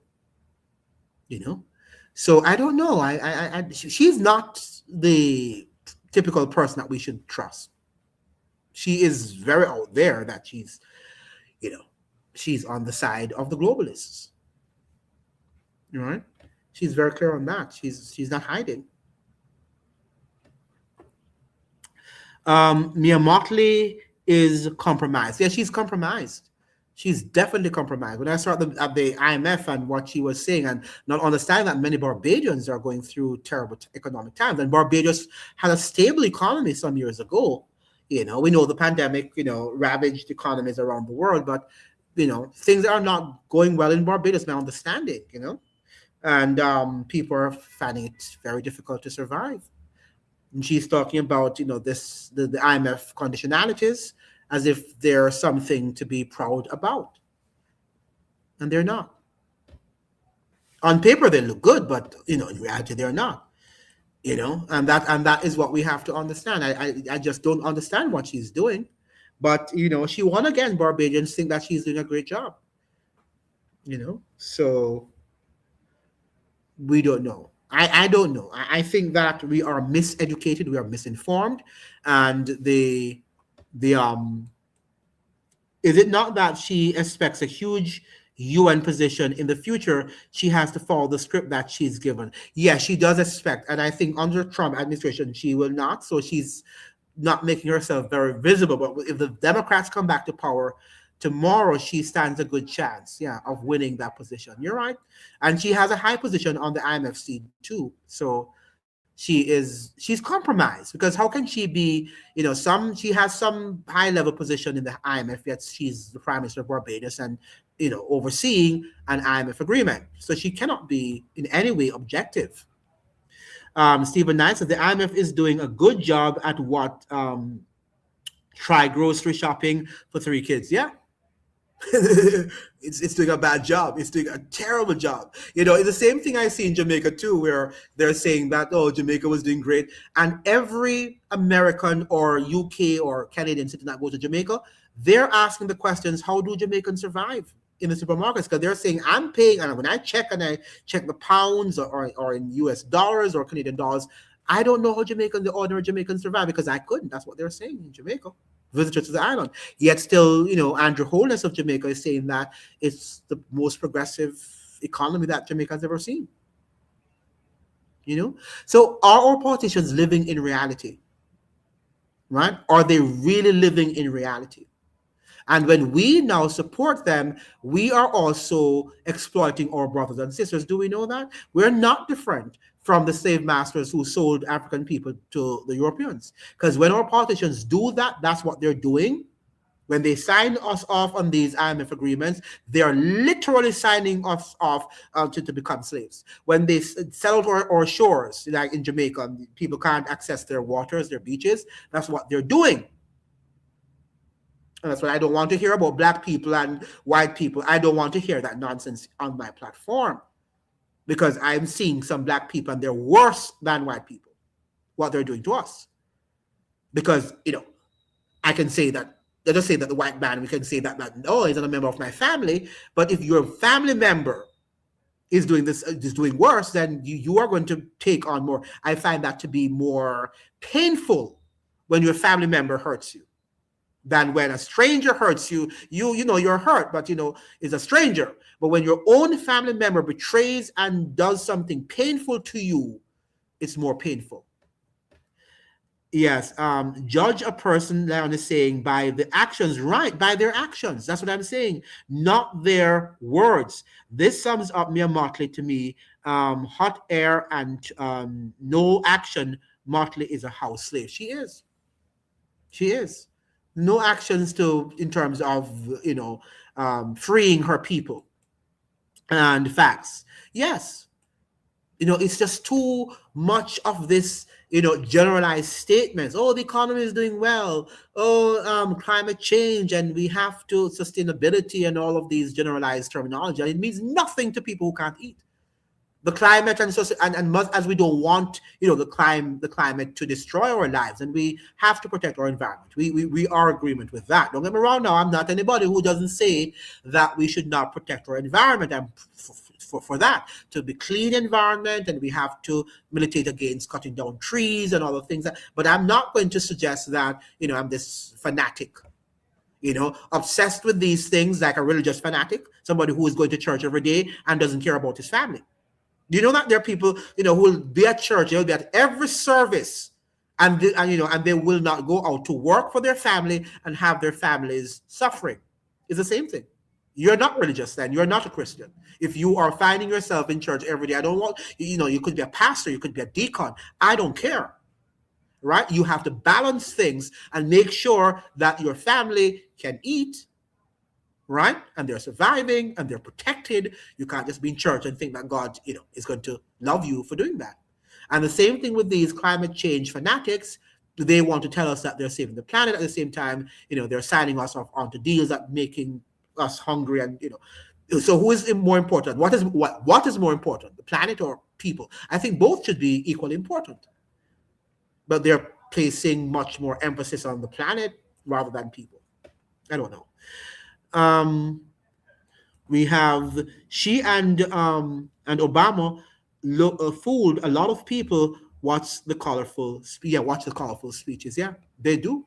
They do, and they're global and they're eloquent. When she goes on the world stage, she doesn't read from any script. She speaks from her heart. But again, she recycles the same thing over and over again. Sustainability, climate change, right? And that's her underlying message. She has nothing else to say. She's not, unpacking the Barbadian economy and seeing and telling us what is happening. Okay? And people, I just don't know. I think that the Caribbean now is at a very, I don't know. I don't know if we understand the gravity of the problems we're facing. But I think the social media, is good, but I think that, most of us have come on to tell people what they want to hear. And that too is contributing. There's a lot of noise in social media, and people don't know how to tune out all the noise that they hear and say what they want to hear, which is truth from which is error.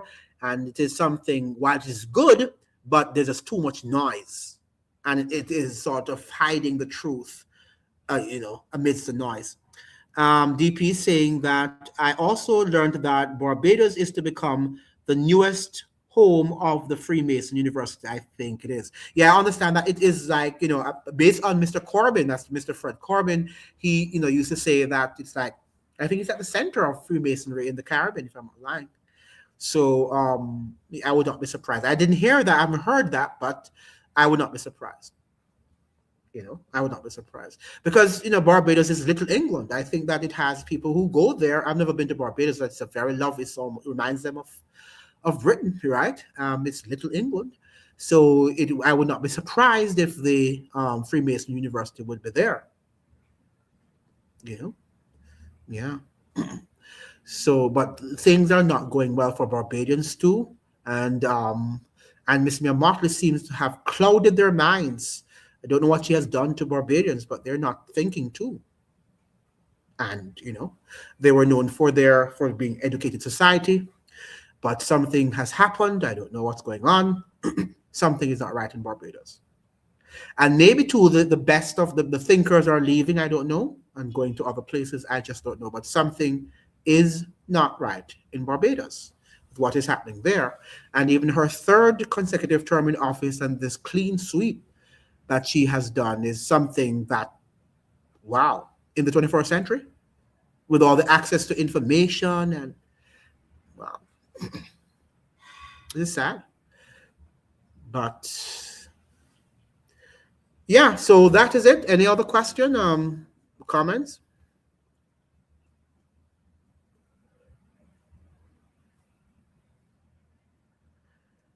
Okay, is it tomorrow? I was thinking, I don't know if Mr. Pearl will be able to come, but I was thinking of the gas scarcity in Guyana. Steve Knight is saying she has paid off her opposition. She is quietly trying to, or lying. Is it trying to information or to hide the information? Yes, that's what I think. I think somehow the opposition, Stephen, was playing a game too. I think it was all an act. And he went over onto the other side, but he was really just pretending to be an opposition, but it was a phony opposition to maintain her in power, to maintain her dominance. But I don't think it was real. Just like how Trump and the Vatican are beefing, but at the end of the day, both of them are in the same bed, right? They lie in the same political bed in terms of their ideology and their agenda. So I just thought that, Mia Motley and what's his name, the opposition, they were just playing a game, and people believe them. Yeah. And notice that even though he was playing a game, he played it quite well, and he would speak sometimes against her, and highlight the corruption of the BLP and stuff like that, and it looks believable. Some of these actors are quite good at acting. Yeah. So yeah, I was thinking of that tomorrow. We could deal with the scarcity of gas in Guyana for live. What do you think? Is that a good topic for tomorrow's live? Would you want me to talk about that or something else? May I hear from you?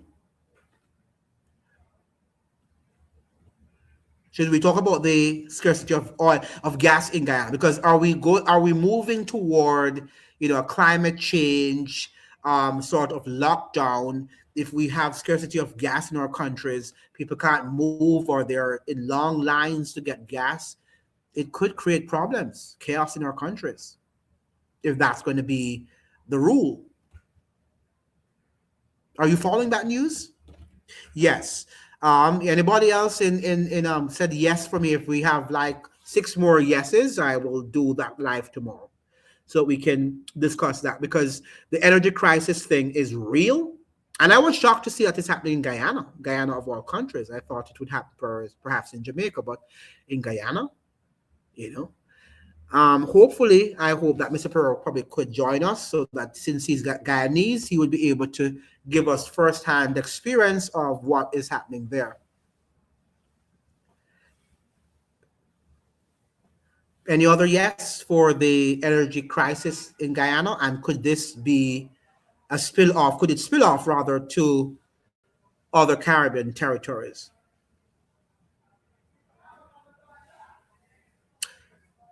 All right, please share the live, guys. I'm a little bit exhausted now. So we will talk tomorrow, and make sure you save this live. Share the live with others, please, as we're about to end now. Share the live so that it can be shared with as many people, since the algorithm doesn't desire to distribute the video. So we have to distribute it all for ourselves.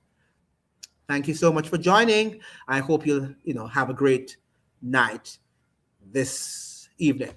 All right. See you in another one. Tomorrow we'll talk about what's happening in Guyana. Bye.